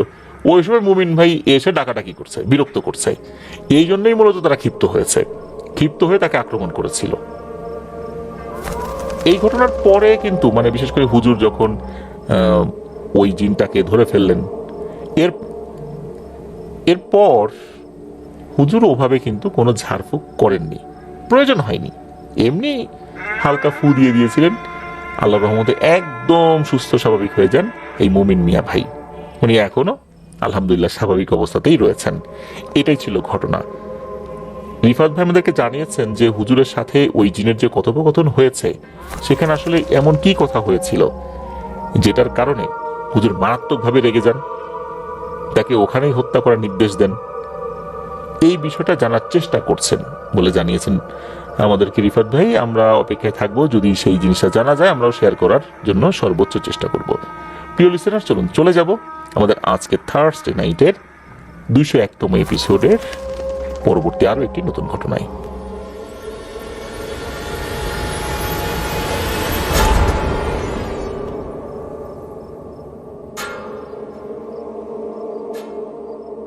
আবারও স্বাগতম জানাচ্ছি প্রিয় লিসেনার্স আমাদের এবারে থার্সডে নাইটের 201তম এপিসোডে চতুর্থ ঘটনায়।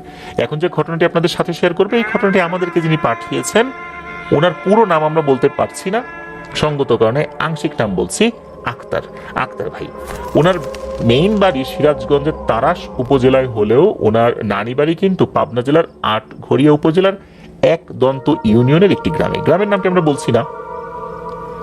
ওই গ্রামে কিন্তু বিদ্যুৎ এসেছে 2015 কি 16 সালের দিকে। ঘটনাটি ঘটেছিল 2000 সালে। এখনো এই 2026 সালে এসেও কিন্তু ওই গ্রামে সন্ধ্যার পরপরই অনেক নীরবতা বিরাজ করে।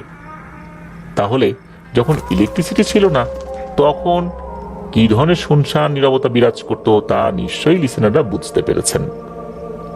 ঘটনাটি ঘটে এই আক্তার ভাইয়ের মামির সাথে। মামিরা কিন্তু 4 ভাই বোন। ওনার ইমিডিয়েট বড় যিনি তিনি হচ্ছেন ভাই, তার নাম মহররম। মামি বিয়ে করেছেন অনেকদিন হয়েছে, কিন্তু ওনার সন্তানাদি হচ্ছিল না। এটা নিয়ে ওনার মধ্যে একটা বিষণ্ণতা কাজ করত। নানির নিজের বাড়ি আর এই আক্তার ভাইয়ের যে নানি বাড়ি, আক্তার ভাইয়ের মামাকে তো বিয়ে করেছেন মামি। তো এই যে 2 বাড়ি, অর্থাৎ মামির নিজের বাড়ি আর মামির শ্বশুর বাড়ির দূরত্ব কিন্তু উনি যদি খুব স্লোলি হাঁটেন, মানে আস্তে আস্তে হাঁটেন, তবুও সর্বোচ্চ 10 মিনিট লাগবে পৌঁছতে, মানে একদম কাছাকাছি। যে কোনো সময় যে কোনো প্রয়োজনে সব সময় উনি এই 2 বাড়িতে আসা যাওয়া করতেন।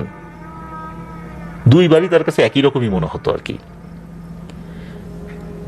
এই যে মহররম চাচা, অর্থাৎ মামির বড় ভাই, উনি 24 বছর বয়সে বিয়ে করেছিলেন, নিজের পছন্দেই বিয়ে করেছিলেন। সেই ঘরে ওনার 2টি সন্তান, ছেলে সন্তান। উনি কিন্তু খুবই পরোপকারী একজন মানুষ। গ্রামের মানুষের যে কোনো বিপদে সবার আগে উনি ছুটে যাবেন, এমন একজন মানুষ। সবাই তাকে খুবই ভালোবাসতেন। এই যে মহররম চাচা, উনি স্থানীয় বাজারে একটি মুদিখানার দোকান চালাতেন। মহররম চাচার যেটা একটা ব্যাপার সেটা হচ্ছে যে প্রত্যেক পরিবারেই তো দেখা যাচ্ছে যে হাজবেন্ড ওয়াইফের মধ্যে ঝগড়াঝাটি হয়। এটা ওনাদের মধ্যেও হতো, ঠিক হয়ে যেত। তবে একবার যেটা হলো, এটা আসলে অনেক দূর গড়ায়। একটা তুচ্ছ বিষয়কে কেন্দ্র করে ওনার স্ত্রীর সাথে ঝগড়াঝাটি লেগে যায়, অর্থাৎ চাচির সাথে ঝগড়াঝাটি লেগে যায়। ঝগড়াঝাটি লাগার পর উনি আবার দোকানে চলে গেছেন। গভীর রাত্রে উনি আসছেন। আসার পর ঘরের এমন একটা রুমে গিয়ে উনি শুয়ে পড়েছেন। এই রুমটাতে উনি সাধারণত শুয়ে পড়েন না, বা এই রুমটাতে উনি থাকেন না। এটা গেস্ট আসলে তারা থাকেন আর কি। ওখানে গিয়ে শুয়ে পড়েছেন। সকাল হয়ে গেছে, উনি আর দরজা খোলেন না। বাড়ির সবাই দরজা ধাক্কাধাক্কি করতে করতে একটা পর্যায়ে দরজা ভেঙে ভিতরে প্রবেশ করে একটা ভয়ঙ্কর দৃশ্য দেখেন। তা হচ্ছে মহররম চাচার পুরো শরীর বিষক্রিয়ায় কালচে বর্ণ ধারণ করেছে, একদম কালচে হয়ে গেছে। ওনার হাতের পাশেই পাওয়া যায় একটা বিষের বোতল। সাধারণত ক্ষেত খামার দেওয়ার জন্য যে বিষগুলো পাওয়া যায়, এরকম একটা বিষের বোতল পাওয়া যায়, মানে কীটনাশক আর কি। এটা উনি খেয়ে ফেলেছেন, পুরোটাই খেয়ে ফেলেছেন। দ্রুত একজন গ্রাম্য চিকিৎসককে ডাকা হয়। উনি এসে বলেন যে এই রোগী তো বহু আগেই মারা গেছে। গ্রামের শোকের ছায়া নেমে আসে, কারণ মহররম চাচার মতো এমন একজন মানুষ, উনি এভাবে মারা যাবেন, এভাবে আত্মহত্যা করবেন, এটা সবার কাছেই অকল্পনীয় ছিল। মামি যখন এই খবরটি পান, উনিও তো কান্নাকাটি শুরু করে দিয়েছেন, চিৎকার করতে করতে নিজের বাড়িতে চলে আসছেন। পিঠাপিঠি ভাই বোন তো, নিজের ভাইয়ের এরকম মৃত্যু কেউ কি সহ্য করতে পারে? এদিকে মহররম চাচার স্ত্রী, উনি যখন এটা দেখেছেন, উনি তো বারবার মূর্ছা যাচ্ছেন। কেননা এই ধরনের তুচ্ছ ঘটনা নিয়ে ঝগড়াঝাটি এটা ওনাদের মধ্যে নতুন কিছু নয়। কিন্তু এই বিষয়টা মহররম চাচা এত গভীরভাবে নিয়েছেন, এটা তো ওনার স্ত্রীও বুঝতে পারেননি। ওনার 2টো পুত্র সন্তান, এদের কি হবে? এদের কথা উনি চিন্তা করলেন না, খালি ঝগড়াটাই দেখলেন। এরকম ঝগড়াঝাটি তো অনেকেরই হয়, সবাইকে আত্মহত্যা করে। উনি আসলে মনে এতটাই কষ্ট পেয়েছিলেন কোন একটা কারণে, কারণ পুরুষ মানুষ দেখা যাচ্ছে যে বাইরে যায়, অনেকের সাথে ডিল করতে হয়, অনেকের সাথেই বিভিন্ন সময় অনেক ধরনের কথা হয়, মানসিক একটা চাপ থাকে। তারপর দেখা গেল যে বাসায় এসে এরকম একটা ঝামেলা হয়েছে। উনি বিষয়টা অনেক গভীরভাবে নিয়েছেন, যেটা আগে কখনোই নেননি। যেহেতু এরকম তুচ্ছ ঘটনা নিয়ে মাঝে মাঝে ঝগড়াঝাটি হতো, ঠিকও হয়ে যেত, তাই ওনার স্ত্রী এই বিষয়টা নিয়ে ওইভাবে আসলে ভাবেননি। কিন্তু এটা যে এই পর্যায়ে যাবে, এটা কেউ বুঝতে পারেনি। পুলিশ আসে, কিন্তু পরিবারের সদস্যরা লাশ দিতে চান না। তারা বলেন যে না, আমরা পোস্টমর্টেম করতে দিব না, কি কারণে মারা গেছে সেটা আমরা জানি, তাকে তো কেউ হত্যা করেনি, এটা তো আমরা জানি আসলে ঘটনাটা কি হয়েছে। সুতরাং এটা নিয়ে আপনাদের আর কিছু করার দরকার নেই।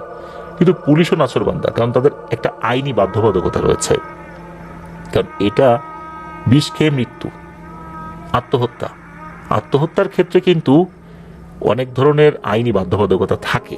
যদি এমন হতো যে রোড অ্যাক্সিডেন্টে মারা গেছে, সেক্ষেত্রে পোস্টমর্টেম হয়তোবা যদি আবেদন করা যায়, তারা করতে চান, যদি করতে না চায় পরিবার, সেটা একটা বিষয়। আবার দেখা যাচ্ছে আত্মহত্যার ক্ষেত্রেও কখনো কখনো কিন্তু পুলিশ লাশ দিয়ে দেয়। তবে গ্রামীণ যেই ব্যাপারগুলো, অনেক সময় দেখা যাচ্ছে যে নিজেদের মধ্যে আবার কলহ লাগে, তখন আবার ওনারা পরবর্তীতে যখন কেস করেন, তখন লাশ আবার পুনরায় তোলারও প্রয়োজন হয়। এটা নিয়ে কিন্তু পুলিশদেরও অনেক হ্যাসেল পোহাতে হয়। এই জন্য পুলিশ তো দিতে চায় না, কোনোভাবেই দিতে চায় না। বুঝতে পারছেন এখানে দুই পরিবারের মধ্যে পরবর্তীতে ঝামেলা হতে পারে। পুলিশ নিয়েই যায় লাশ, পোস্টমর্টেম করে সব কাজ শেষ করে লাশ পরিবারের কাছে হস্তান্তর করতে করতে রাত প্রায় 10টা বেজে যায়। লাশ ঠিকঠাক মতো নিয়ে আসা হয়। এখন এত রাত হয়ে গেছে, এত রাত্রে গ্রামে তো অনেকে আসতে পারবেন না, এই জন্য পরদিন ওনার জানাজার একটা সময় ঠিক করা হয়। সবাই মিলে সিদ্ধান্ত নেন পরদিন ফজরের নামাজের পর জানাজা হবে। সারা রাত লাশটা বাড়ির উঠোনে থাকবে। যে যেভাবে পারছেন কোরআন তেলাওয়াত করছেন, আগরবাতি জ্বালানো হয়েছে, পরিবারের সদস্যরা কান্নাকাটি করছেন। সবাই তো আসলে অনেক ক্লান্ত ছিল, অনেক হ্যাসেল গিয়েছে, অর্থাৎ ঝামেলা গিয়েছে, ভোগান্তি গিয়েছে। অনেকে ঘুম ঘুম চোখেই ওই লাশের পাশে বসে আছেন। এদিকে যে মামি, ওই তো সেই সকালে আসছিলেন, সারাদিন তো আবার ওনার শ্বশুর বাড়িতে যাওয়া হয়নি। এদিকে বাড়িতে, অর্থাৎ শ্বশুর বাড়িতে এই আক্তার ভাইয়ের বৃদ্ধা নানি, তারও দেখাশোনা করার দরকার হয়। উনি চিন্তা করলেন যে রাত তো অনেক হয়ে গেছে, ওই সময় রাত প্রায় 3:30টার মতো বাজে, একবার একটু বাড়ি থেকে দেখে আসি আমার শাশুড়ির কি অবস্থা। বৃদ্ধা মানুষ, এখানেও তো একটু যাওয়া দরকার, পথ তো একদম কাছাকাছি, আর আকাশে তখন অনেক চাঁদের আলো ছিল। উনি চিন্তা করেন যাই। উনি বেরিয়েছেন, কাউকে কিছু বলে বের হন নাই, কারণ তো সবসময় আসা যাওয়া করেনি। এই পথ তো এতটাই চেনা যে চোখ বন্ধ করে উনি চলে যেতে পারবেন। আর যে পথটা, এই পথটা কিন্তু পাকা রাস্তা, মানে বাড়ি থেকে বের হলেই পাকা রাস্তা। তবে এই রাস্তার পাশে বাঁশঝাড় রয়েছে, আর এক পাশে তেঁতুল গাছ রয়েছে। তবে এই রাত্রে আসা যাওয়া করার সময় ওনার মনের মধ্যে যে ভয় কাজ করবে, ওরকম ভয় কাজ করছিল না। তবে এটা সত্য যে ওই রাস্তায় অনেকে অনেক কিছু দেখে ভয় পেয়েছে। সারাদিনের ধকল, চোখে এক ধরনের ঘুমের ঘোর নিয়ে মামি এত শত কিছু চিন্তা না করে যাওয়া শুরু করেছেন। তখনকার সময় তো এরকম মোবাইল ফোন, তারপরে ঘরে ঘরে দেয়াল ঘড়ি এরকম তো ছিল না। ওই গ্রামে বিদ্যুৎও ছিল না। হ্যাঁ, ঘড়ি ছিল, কম বাড়িতে ছিল আর কি। সময়টা উনি আন্দাজ করলেও ওই যে ওরকম রাত 3টা 3:30টার মতোই মনে করছেন আর কি। বাড়ি থেকে বেরিয়ে 4-5 মিনিট হাঁটলে একটি মোড় পড়ে। ওই মোড়টি যখন উনি ক্রস করবেন, এমন সময় দেখেন দূর একটা দৃশ্য দেখা যাচ্ছে। একজন বৃদ্ধ, যার মাথার চুল, তারপর দাড়ি একদম ধবধবে সাদা, মেঘের মতো একদম সাদা। তার পোশাকটি বড় অদ্ভুত, একটা আলখেল্লা জাতীয় ধবধবে সাদা পোশাক তার শরীরে। মনে হচ্ছে চুল, দাড়ি, পোশাক সব মেঘের মতো উড়ছে, ভাসছে, এরকম একটা অবস্থা। কিন্তু ওই সময় কিন্তু বাতাস ছিল না, গাছের পাতাও কিন্তু স্থির হয়ে আছে, কিন্তু তার শরীর দেখে মনে হচ্ছে আশেপাশে অনেক বাতাস হচ্ছে।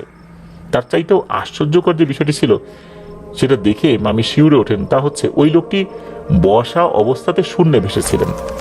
তার হাতে একটি নকশা খচিত বিশেষ ধরনের লাঠি ছিল। সেটি কাঠের নাকি পিতলের এটা আন্দাজ করা কঠিন। ওই লাঠিটি এক হাতে ধরে সেটি মাটিতে স্পর্শ করে সেটার উপর ভর দিয়ে তিনি মনে হচ্ছে অদৃশ্য কোন একটা মাদুরের উপরে ধ্যানরত অবস্থায় বসে রয়েছেন। উনি কিন্তু 3 রাস্তার মোড়ে বসেছিলেন না, তিনি ওই বাঁশের পাশের রাস্তার ঠিক ধারে ওই দিকটাতে বসেছিলেন। মামি যেদিক দিয়ে যাচ্ছিলেন, ওনার হাতের ডান পাশে উনি পড়েন আর কি, ওই ব্যক্তিটা। মামি তাৎক্ষণিকভাবে বিষয়টিকে ভয়ের কারণ হিসেবে গ্রহণ না করলেও মামি আর কিছুটা সামনে যেতেই সেই ব্যক্তিটি মামির হাতের ডান দিক থেকে সরাসরি আপনা আপনি তার মুখোমুখির দিকে চলে আসে। আর ব্যক্তিটার যেই গঠন আমরা যেটা শুরুতেই বলেছি, এটা তো মামি ওই সময় এক নজরে খেয়াল করেছেন। তবে মামি এটা খেয়াল করেছেন ওই ব্যক্তিটা চোখ বন্ধ অবস্থায় বসেছিল, কিন্তু মামির সামনাসামনির দিকে যখন চলে এসেছে বা মামির দিকে যখন ফিরেছে তখন দেখা যাচ্ছে তার চোখ খোলা। মামি দেখেন ওই লোকটার চোখ এতটাই ভয়ঙ্কর, অগ্নিবর্ণের মতো, যে এটা দেখলে যে কেউ ভয়ে অজ্ঞান হয়ে যাবে। আর তার চোখের মধ্যে অদ্ভুত একটা গভীরতা রয়েছে যেটা মানুষকে নিজের কাছে টানে। এত ভয়ঙ্কর হলেও এই চোখের গভীরতাই মানুষকে আকর্ষণ করে ফেলে, বিমোহিত করে ফেলে। মামি তো ছোটবেলা থেকে 5 ওয়াক্ত সালাত আদায় করতেন, চেষ্টা করতেন যত সম্ভব কোরআন তেলাওয়াত করার জন্য। উনি ইবাদত বন্দিগের ভিতরে নিজেকে ব্যস্ত রাখার চেষ্টা করতেন। উনি ওই সময় বিষয়টি যে অস্বাভাবিক এটা বুঝতে পারেন। নিজের হাতের মুঠোটা শরীরের সর্বোচ্চ শক্তি দিয়ে বন্ধ করে, একই সাথে চোখ বন্ধ করে একদম পেছন দিকে নিজেকে ঘুরিয়ে নেন, অর্থাৎ ওনার যে বাড়ি, শ্বশুরবাড়ি না, ওরা নিজের বাড়ির দিকে ঘুরিয়ে নেন আর সোজা নিজের বাড়ির দিকে হাঁটা ধরেছেন। যেহেতু রাস্তাটা পাকা ছিল তাই ডানে বায়ে যাওয়ার কোনো ঝামেলা ছিল না। আর রাস্তাটা এমন ছিল যে সোজা, এই সোজা রাস্তারই এক পাশে ওনার শ্বশুর বাড়ি, এক পাশে ওনার নিজের বাড়ি। তাই উনি সোজা হাঁটা শুরু করেছেন চোখ বন্ধ করেই। মনে মনে তো উনি অনেক ভয় পেয়েছেন, কিন্তু বিচলিত বা খুব বেশি অস্থির না হয়ে তিনি বুদ্ধিমত্তার সাথে ওই একই অবস্থাতে চলতে থাকেন। কিন্তু তিনি খেয়াল করেন তার পেছনে কে যেন ঠক ঠক ঠক আওয়াজে খুবই ধীরে ধীরে তার দিকে এগিয়ে আসছে। সময়ের সাথে সাথে এই ঠকঠকের আওয়াজ আরো বাড়ছে। তার মানে হচ্ছে এই দুজনের মধ্যকার দূরত্ব কমতে শুরু করেছে। ওই ঠকঠক আওয়াজ আস্তে আস্তে এতটাই কাছে চলে আসে মনে হচ্ছে যে একদম ওনার ঠিক পিছনে। উনি ফিল করলেন যে পেছনে থাকা কোনো একজন ব্যক্তির গরম নিঃশ্বাস ওনার কাঁধে এসে লাগছে। এবারে উনি চোখ বন্ধ করে দৌড়াতে থাকেন। বুঝতে পারেন যে উনি বাড়ির কাছাকাছি চলে আসছেন। তখন চোখ খুলেছেন। চোখ খোলার পর রাস্তা থেকে নেমে বাড়ি পর্যন্ত যেতেই, উঠোনের কাছে যেতেই উনি ধপাস করে জ্ঞান হারিয়ে পড়ে যান। তখন তো উঠোনে বেশ লোকজন বসা ছিল, এদের মধ্যে কেউ কেউ তন্দাচ্ছন্ন ভাবে ছিল, কেউ কেউ জেগেছিল। সবাই যখন এরকম ধপাস করে শব্দ শুনেছে, কি হলো কি হলো, সাইডে গিয়ে দেখে এই অবস্থা, মামি জ্ঞান হারিয়ে পড়ে আছেন। সবাই তো হতভম্ব হয়ে যান। আসলে তারা কেউ জানতেনই না যে মামি বাড়ি থেকে বের হয়ে ওনার শ্বশুর বাড়ির দিকে রওনা দিয়েছেন। তাৎক্ষণিকভাবে ওই রাতে মামিকে রান্নাঘর থেকে বটি এনে সেটা আগুনে পুড়িয়ে পানিতে ডুবিয়ে সেই পানি খাওয়ানো হয়। এভাবেই রাত কেটে যায়। পরদিন সকালে মামির ভীষণ জ্বর আসে। পাশের বাড়ি একজন বয়স্ক মহিলা এসে কিছুটা ঝাড়ফুঁক করে দিয়ে যান। গলায় একটি বিশেষ জাতীয় গাছের শিকড় সুতায় বেঁধে পরিয়ে দিয়ে যান। ঘটনা কিন্তু এখানে শেষ নয়। মামির সাথে যেহেতু এমন একটি ঘটনা ঘটেছে, এরপর তো মামি অনেক অসুস্থ হয়ে পড়েছেন। নিজের সংসার সেরে এসে মায়ের বাড়িতেও বেশ কিছুদিন থাকতে শুরু করেন, কেননা ওনার ভাই মারা গেছে। এখানকার পরিবেশও তো আসলে অনুকূলে না। আর মামির যে ভাই, এই যে মহরম চাচা, তার স্ত্রী সন্তানেরও তো এখানে আছেন, তাদেরও তো সান্ত্বনা দিতে হবে। গ্রামের যে ওয়াশরুমগুলো তো ঘর থেকে বাইরেই থাকে, ওখানে এরকমটাই ছিল। তো এক রাতের ঘটনা, মামি ওয়াশরুমে যাবেন। মামি তখন ওনার মাকে ডাক দিয়েছেন। এরপর দেখা গেল যে ওনার মা উঠেছেন। মা উঠেছেন বলতে উনি ওয়াশরুমে যাবেন না, বা ওয়াশরুমে যাওয়ার তার প্রয়োজনীয়তা ছিল না, মানে তার সাথে যাবেন আর কি। এই সময় হঠাৎ করে কি হয়, এই যে মামির ভাইয়ের ছেলে, সেও কান্নাকাটি করছে, তারও ওয়াশরুমে যাওয়ার দরকার, তখন সেও বাইরে বের হয়। অর্থাৎ তিনজন একসাথে ওনারা ওয়াশরুমে যাবেন আর কি। ওয়াশরুমের কাছে যাবেন, কাছাকাছি দাঁড়িয়ে থাকবেন হচ্ছে মামির মা। এদিকে ছোট মানুষ চিন্তা করেছেন এই আগে ওয়াশরুমে যাক, যেহেতু ওয়াশরুমটা একটু দূরে, সেই ওয়াশরুম থেকে বের হওয়ার পর সে এসে মামির মায়ের কাছে দাঁড়াবে। এরপর মামি ওয়াশরুমে যাবেন, উনি বের হওয়ার পর তিনজন একসাথে ঘরে ঢুকবেন, এরকমটাই পরিকল্পনা আর কি। তো এই যে মহরম চাচার যে ছেলে, বড় ছেলে, তার নাম হচ্ছে ইয়াসিন। ওই সময় তার বয়স ছিল 7 বছর। তো প্রথমে ইয়াসিন গিয়েছে। ইয়াসিন যাওয়ার পর বের হয়েছে, আবার বের হওয়ার পর এবার হচ্ছে মামি ওয়াশরুমে ঢুকবেন। ওই সময় মামির মা লক্ষ্য করেন যে পাশে যে বাঁশঝাড় রয়েছে ওই বাঁশঝাড়ের শুকনো পাতার উপর দিয়ে হাঁটার মতো খসখস খসখস আওয়াজ আসছে। বিষয়টি প্রথমে ওনারা আমলে না নিলেও কিছুক্ষণ পর লক্ষ্য করেন একটি মানুষের মতো অবয়ব ধীরে ধীরে হামাগুড়ি দিতে দিতে তাদের দিকে এগিয়ে আসছে দূর থেকে। মামির মা সম্পর্কে আক্তার ভাইয়ের নানি হন, তাই আমরা নানি বলছি। তো ওই নানি মনে করেন হয়তো বা কোনো শেয়াল কুকুর হবে, কিন্তু কিছুক্ষণ পর ভালো করে লক্ষ্য করে দেখেন না, এটি একদম একটি মানুষের অভাব যেটি হামাগুড়ি দিয়ে ধীরে ধীরে তাদের দিকে এগিয়ে আসছে। এদিকে মামি ওয়াশরুম থেকে তখন বের হন নাই। মামির মা তাকে দরজায় টোকা দিয়ে বলছে একটু জলদি বের হ, জলদি বের হ। এরই মধ্যে নানি অভাবটিকে আরো স্পষ্টভাবে দেখতে পান, এবং তিনি যা দেখতে পান এটি দেখার পর কারো পক্ষেই সেটা সহ্য করার মতো না। এতক্ষণ তিনি যে অভাবটিকে দেখেছেন, যেটাকে শুরুতে শেয়াল বা কুকুর মনে করেছেন, এটা তো মানুষ পরে বুঝতে পারলেন। আর এটা মাত্র 3 দিন আগে মারা যাওয়া তার যে মৃত ছেলে, এটা উনি এবার দেখলেন। এরই মধ্যে মামি বের হয়েছেন, আর উনি বের হওয়ার সাথে সাথে এই জিনিসটা দেখেছেন যে মহরম চাচা এটা। উনি যখন এটা দেখেছেন উনি তো মারাত্মক ভয় পেয়ে যান, তার 3 জন বাড়ির দিকে দৌড় দিয়েছেন। মামি তো শারীরিকভাবে অসুস্থ, তিনি ভালো করে দৌড়াতেও পারছিলেন না, পিছিয়ে পড়েছিলেন। মামির মা আবার একটু পিছিয়ে এসে মামিকে ধরে আর ওই ছোট বাচ্চাটিকেও এক প্রকার ধরে তাড়াতাড়ি তাদের ঘরের কাছাকাছি চলে আসছেন। এদিকে অবয়বটাও হামাগুড়ি দেওয়ার যে স্পিড এটাও বাড়িয়ে দিয়েছে, তাদের কাছাকাছি চলে এসেছে। এর মধ্যে মামি এবং এই যে ইয়াসিন, এই মহরম চাচার যে ছেলে, সে ঘরে প্রবেশ করেছে। এর মধ্যে ঘটে আর একটা দুর্ঘটনা, সেটা হচ্ছে মামির মা অর্থাৎ নানি উঠোনের একটা জায়গায় ছোট্ট একটা গর্ত ছিল, এর মধ্যে পায়ের গোড়ালি পড়ে গেছে। আর গোড়ালি পড়ে যাওয়ার কারণে তার পাটা মচকে যায়, মচকে ভেঙেও যায়।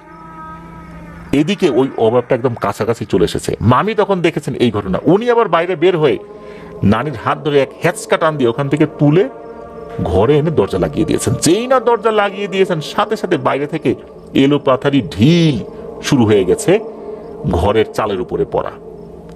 তারপর বাইরে থেকে চাপা কান্নার আওয়াজও পাওয়া যাচ্ছে। ঘরের যে কাঠের দরজা, কাঠের জানালা, এটাতে টকটক করে টোকা দেওয়ার মতো আওয়াজ হচ্ছে।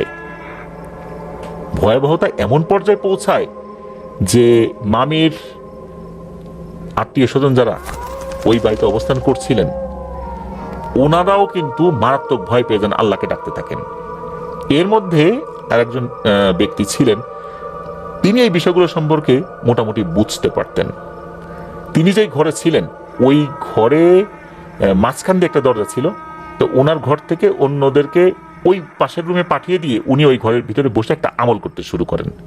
উনি মাটির উপরে শুয়ে পড়েন এবং ওনার কাছে নাকি একটা বিশেষ বাঁশি থাকতো, এই বাঁশিটা উনি বাজাতেন।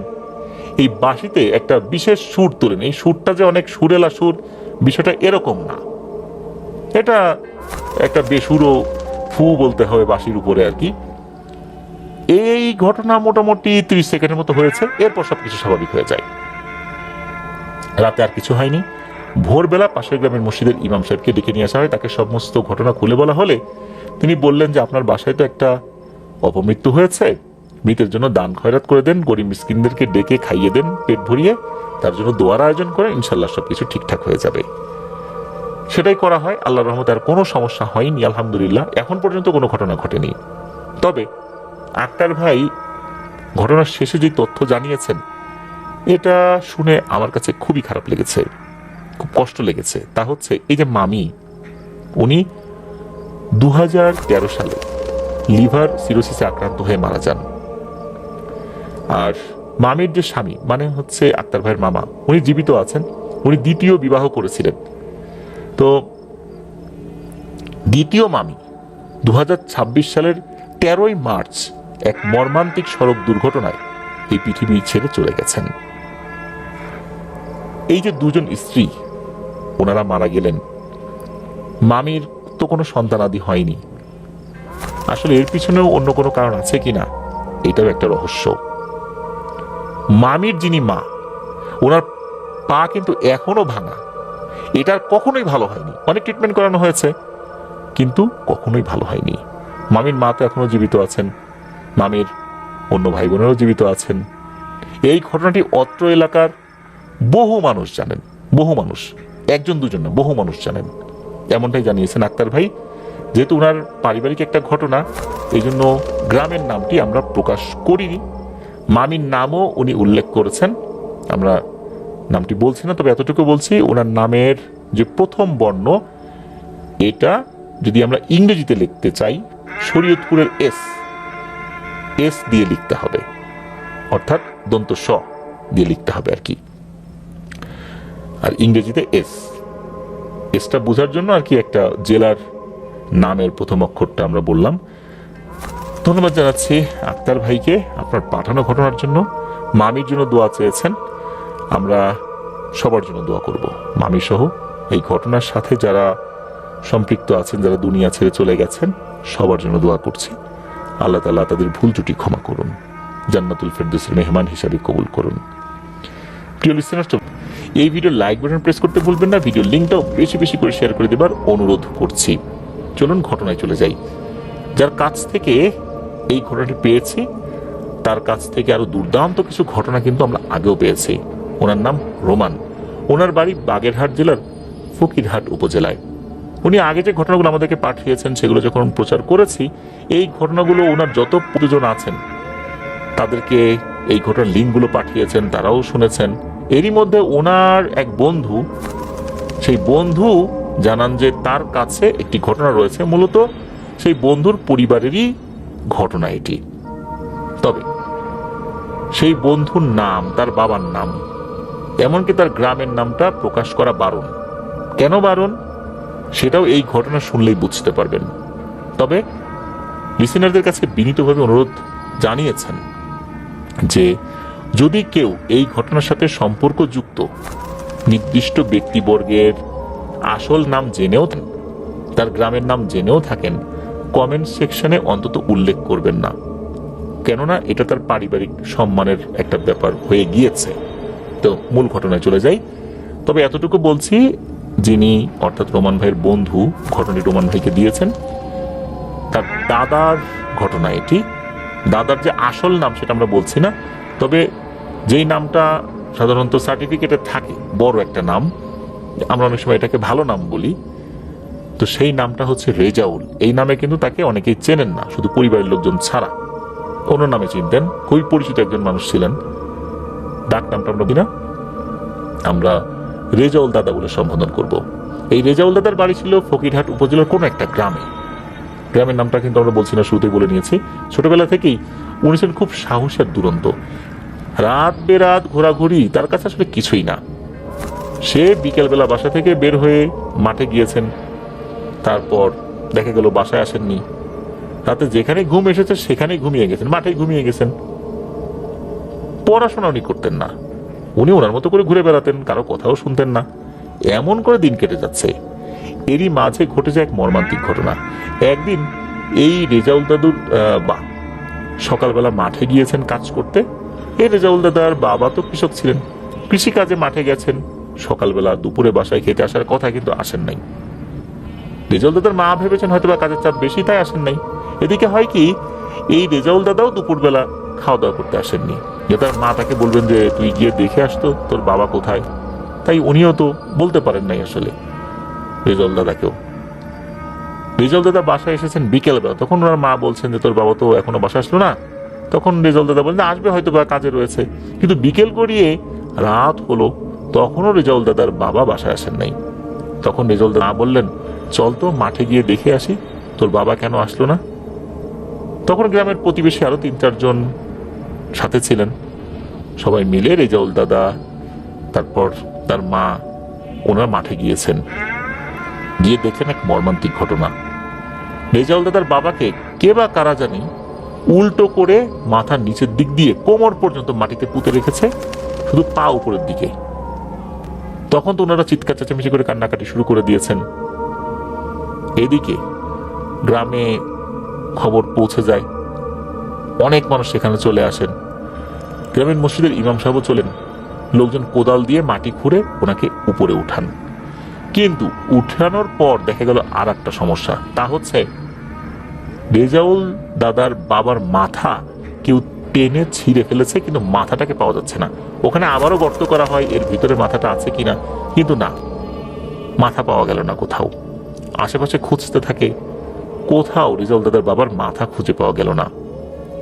ইমাম সাহেব তখন বললেন, এটা কোনো স্বাভাবিক মৃত্যু না, যত তাড়াতাড়ি পারেন দাফন কাফনের ব্যবস্থা করেন, এই মাথাটা মনে হয় না আর পাওয়া যাবে। তখন ওই রাতেই রেজাউল দাদার বাবাকে দাফন করিয়ে মোটামুটি সবাই বাড়িতে ফেরত আসেন। কিন্তু রেজাউল দাদুর মাথা থেকে তার বাবার হত্যাকাণ্ডের ঘটনাটা কোনোভাবেই যাচ্ছে না। উনি কোনোভাবেই ভুলতে পারছিলেন না যে কে কাজটা করলো। তার সাথে তো কারো শত্রুতা এরকম ছিল না, কে কাজটা করলো। তখন এই রেজাউল দাদা মসজিদের ইমামকে গিয়ে বলেন, হুজুর আপনি যে বললেন যে আমার বাবার মৃত্যু স্বাভাবিক না, এটা কেন বললেন? তখন হুজুর বলেন, দেখো বাবা, তাকে যেভাবে পাওয়া গেছে এটা কোনো মানুষ করতে পারে না, কোনো অশরীরী এই কাজটি করেছে। আমি অনুমান করে বলেছি, এর বেশি কিছু জানি না। এটা শোনার পর রেজাউল দাদার মাথায় প্রতিশোধের নেশা চেপে বসে, অশরীরীর উপর প্রতিশোধের নেশা। উনি মনে মনে ঠিক করেন আমি কিছু একটা করব। এরপর কেটে যায় কয়েকটি বছর। একদিন হয় কি, এই রেজাউল দাদার এক বন্ধু রেজাউল দাদাকে বলে যে আমি তো একটা মেয়েকে পছন্দ করি, তো এই মেয়েটা আবার আমাকে পছন্দ করে না, তো আমি ভাবতেছি ওই মেয়েটার উপরে জাদুটনা করব। তখন রেজাউল দাদা বলে, আরে এতে কি কাজ হয় নাকি? তখন তার বন্ধু বলে, হ্যাঁ হয়তো।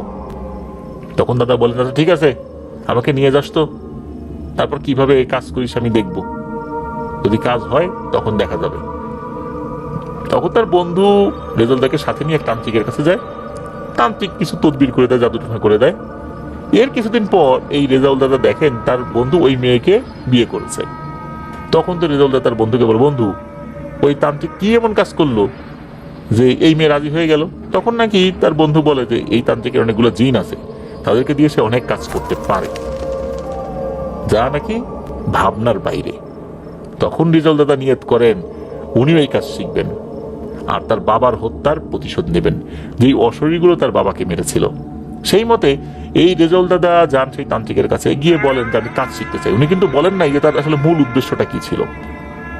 তখন তো তান্ত্রিক রাজি হয় না, সে বলে, বাবা তোমার বয়স খুবই কম, এসব কাজে তুমি এসো না, এসব কাজ কিন্তু ভালো না। এই রেজাউল দাদা ছিলেন খুবই একরোখা, সে বলেন ভালো খারাপ আমি কিছু শুনতে চাই না, আমি কাজ শিখবো, এটাই শেষ কথা। অনেক জোরাজুরিতে শেষমেশ এই তান্ত্রিক রাজি হয়ে কাজ শেখাতে। তান্ত্রিক ভেবেছিল আবেগের বসেই ছেলে এসেছে, কদিন পর পালিয়ে যাবে, কিন্তু না, এই রেজাউল দাদা নিয়মিত সেখানে যেতে থাকে। এমন করে কেটে যায় 6টি মাস, কিন্তু রেজাউল দাদা কিছুই শিখতে পারে না। একদিন তান্ত্রিক তাকে বলে, তোমাকে আমি এতদিন অপেক্ষা করালাম, তোমার ধৈর্যের পরীক্ষা নিলাম, তোমাকে এখন কিছু কাজ দেব, যদি কাজগুলো ঠিক মতো করতে পারো তাহলেই তোমাকে আমি আমার শিষ্য বলে গণ্য করব। তখন হবে তোমার কঠিন সাধনা, যদি এই সাধনাতে তুমি জয়লাভ করতে পারো তখনই তুমি অসম্ভবকে সম্ভব করতে পারবে। তখন সেই তান্ত্রিক রেজাউল দাদাকে বলে, তুমি বাসা থেকে একেবারে আমার কাছে চলে আসো, তারপর তোমার সাধনা শুরু হবে। তখন রেজাউল দাদা বাসায় গিয়েছেন, তার মাকে বলেছেন আমি সাধনা শিখব, তার বাবার হত্যাকারীদেরকে খুঁজে বের করব বা খুঁজে বের করবেন, প্রতিশোধ নেবেন, এরকম বলছেন আর কি। তার মা সবকিছু শুনে বলছে, বাবা রে, তোমার বাবাকে হারাইছি, সেই শোক আমি ভুলতে পারবো না, এখন তোমাকেও আমি হারানোর শোক কিভাবে ভুলবো? তুমি যেই পথে যাচ্ছ এই পথটা তো ভালো না, তোমার যাওয়ার দরকার নাই, যা হওয়ার হয়েছে আল্লাহ বিচার করবেন। কিন্তু না, রেজাউল দাদার মাথার মধ্যে তো প্রতিশোধের নেশা, উনি এই কাজ করবেনই। মায়ের কান্না ওনার মন গলাতে পারল না, উনি চলেই গেলেন সেই তান্ত্রিকের বাড়িতে। এরপর তান্ত্রিক রেজাউল দাদাকে বিভিন্ন ধরনের মন্ত্র শিখাতে থাকেন। তান্ত্রিক রেজাউল দাদাকে বলেন যে এসব শিখতে হলে কোনো ধর্মকে কিন্তু মানা যাবে না, শুধু শয়তানের উপাসনা করতে হবে। রেজাউল দাদার প্রতিশোধের আগুন এই বিষয়গুলো কিন্তু মেনে নিল, তান্ত্রিকের সব কথায় রাজি হয়ে গেলেন। এর কিছুদিন পর তান্ত্রিক রেজাউল দাদাকে বলেন যে কলকলিয়া গ্রামে, ওই এলাকায় একটা গ্রাম আছে কলকলিয়া, এই গ্রামের একটা শ্মশানের ঠিকানা দেন, দিয়ে বলেন তুমি ওখানে আজ রাতে যাবা, ওখানে দেখবা যে ওখানে একটি লাশ পোড়ানো হয়েছে, তুমি নিঃশ্বাস বন্ধ করে একদমে যতটুকু পারো ওই স্থান থেকে ছাই তুলবা। ওই ছাইয়ের মধ্যে কিন্তু ওই লাশের পুড়ে যাওয়া ছাইও রয়েছে, কাঠের ছাই তো আছে, ওই লাশ পোড়া ছাইও রয়েছে। তুমি একটা কৌটায় তুলবা, কৌটাটাও আমি দিয়ে দিব।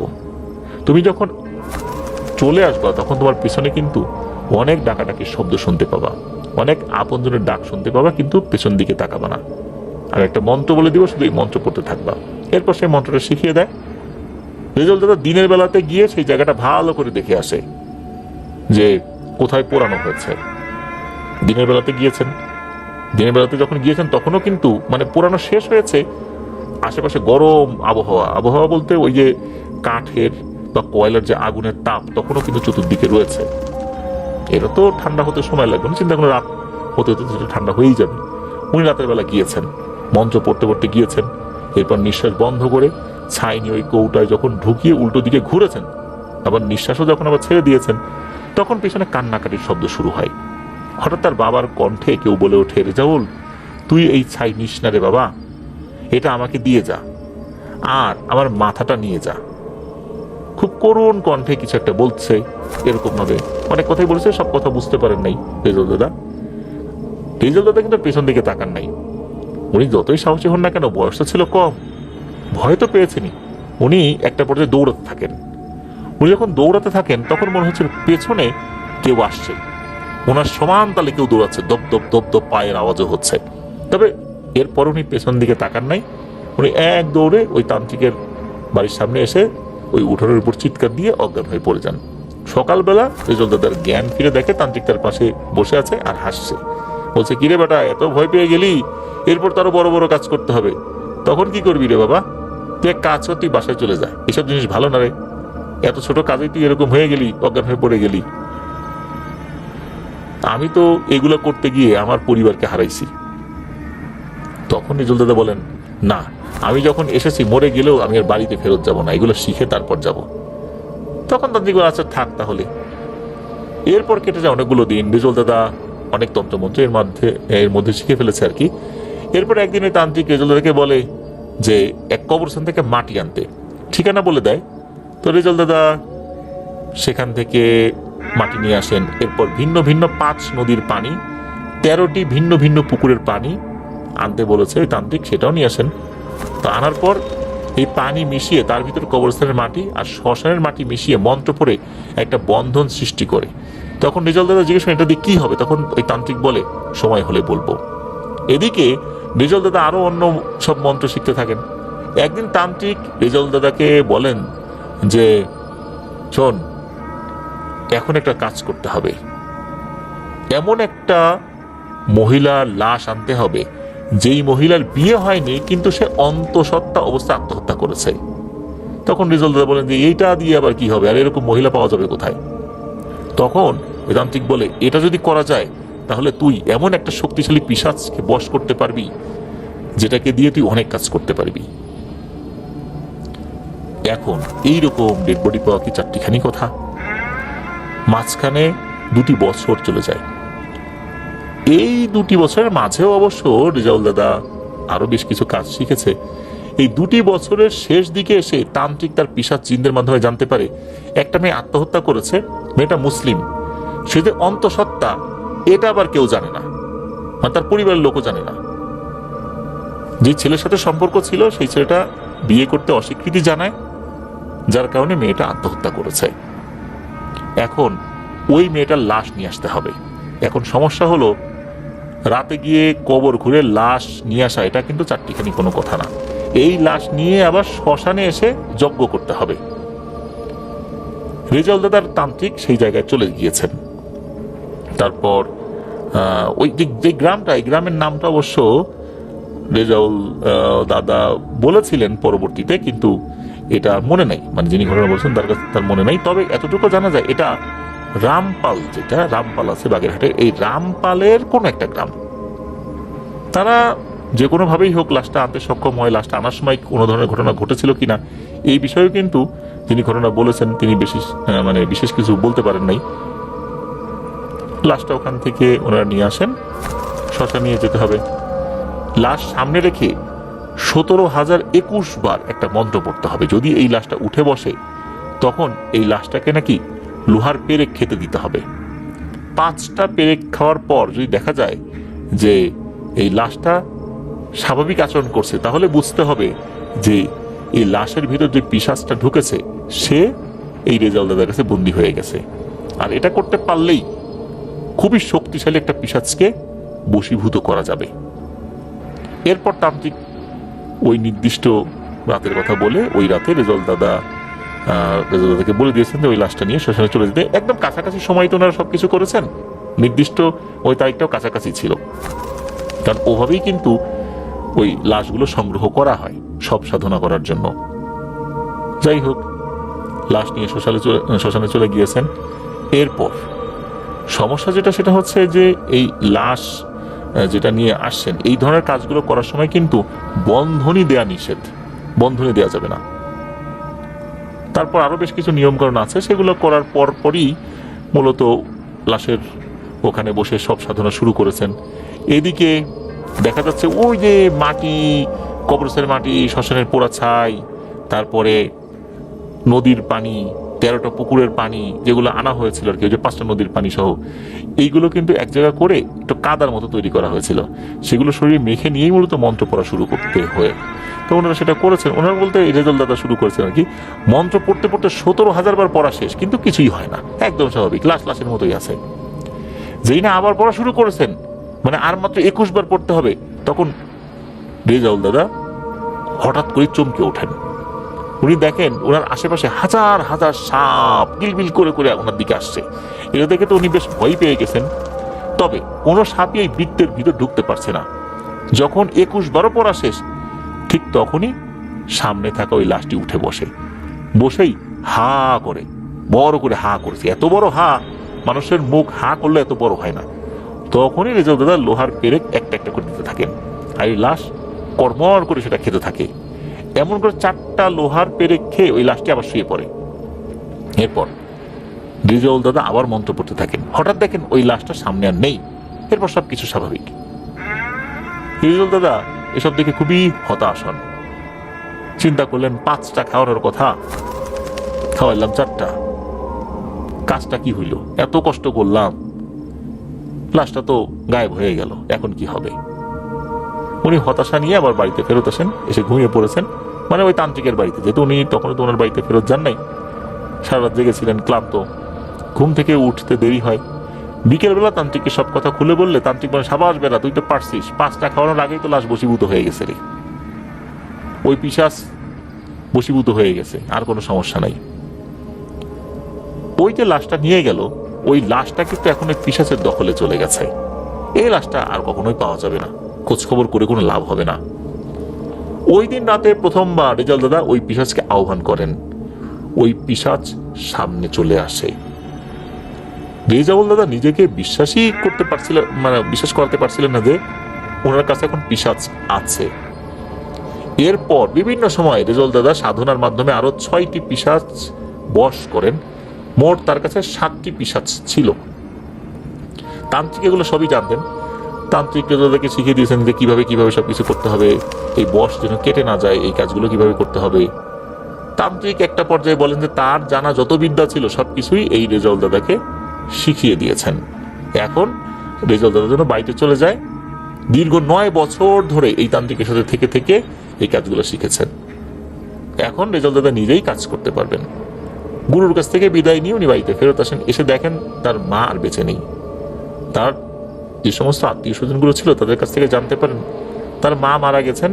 মারা যাওয়ার আগ পর্যন্ত তার মা শুধু এই রেজাউল দাদাকে দেখতে চাইতেন। মৃত্যুর আগ পর্যন্ত ছেলের অপেক্ষায় ছিলেন।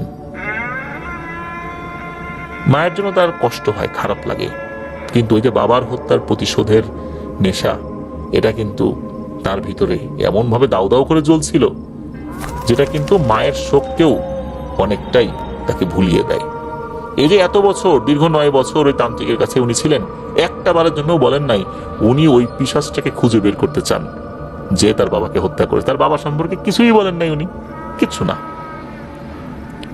তার কাছ থেকে তো কাজ শিখেছেন।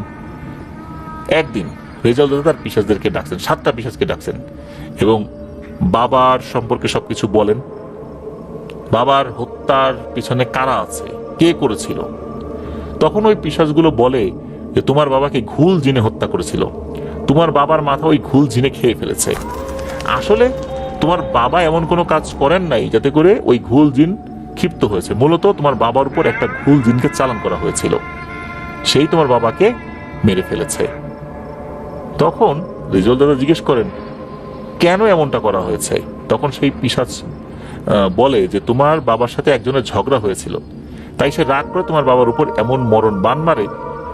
আর সবচাইতে দুর্ভাগ্যজনক ব্যাপার হচ্ছে তোমার যে গুরু, যে তান্ত্রিক, তুমি যার কাছে 9 বছর ছিলে, যার কাছ থেকে এত কিছু শিখেছো, এই তান্ত্রিকই কিন্তু এই বানটা মেরেছে। যদিও বা সে তো জানতো না সে কাকে মারছে, টাকা পেয়েছে মেরেছে।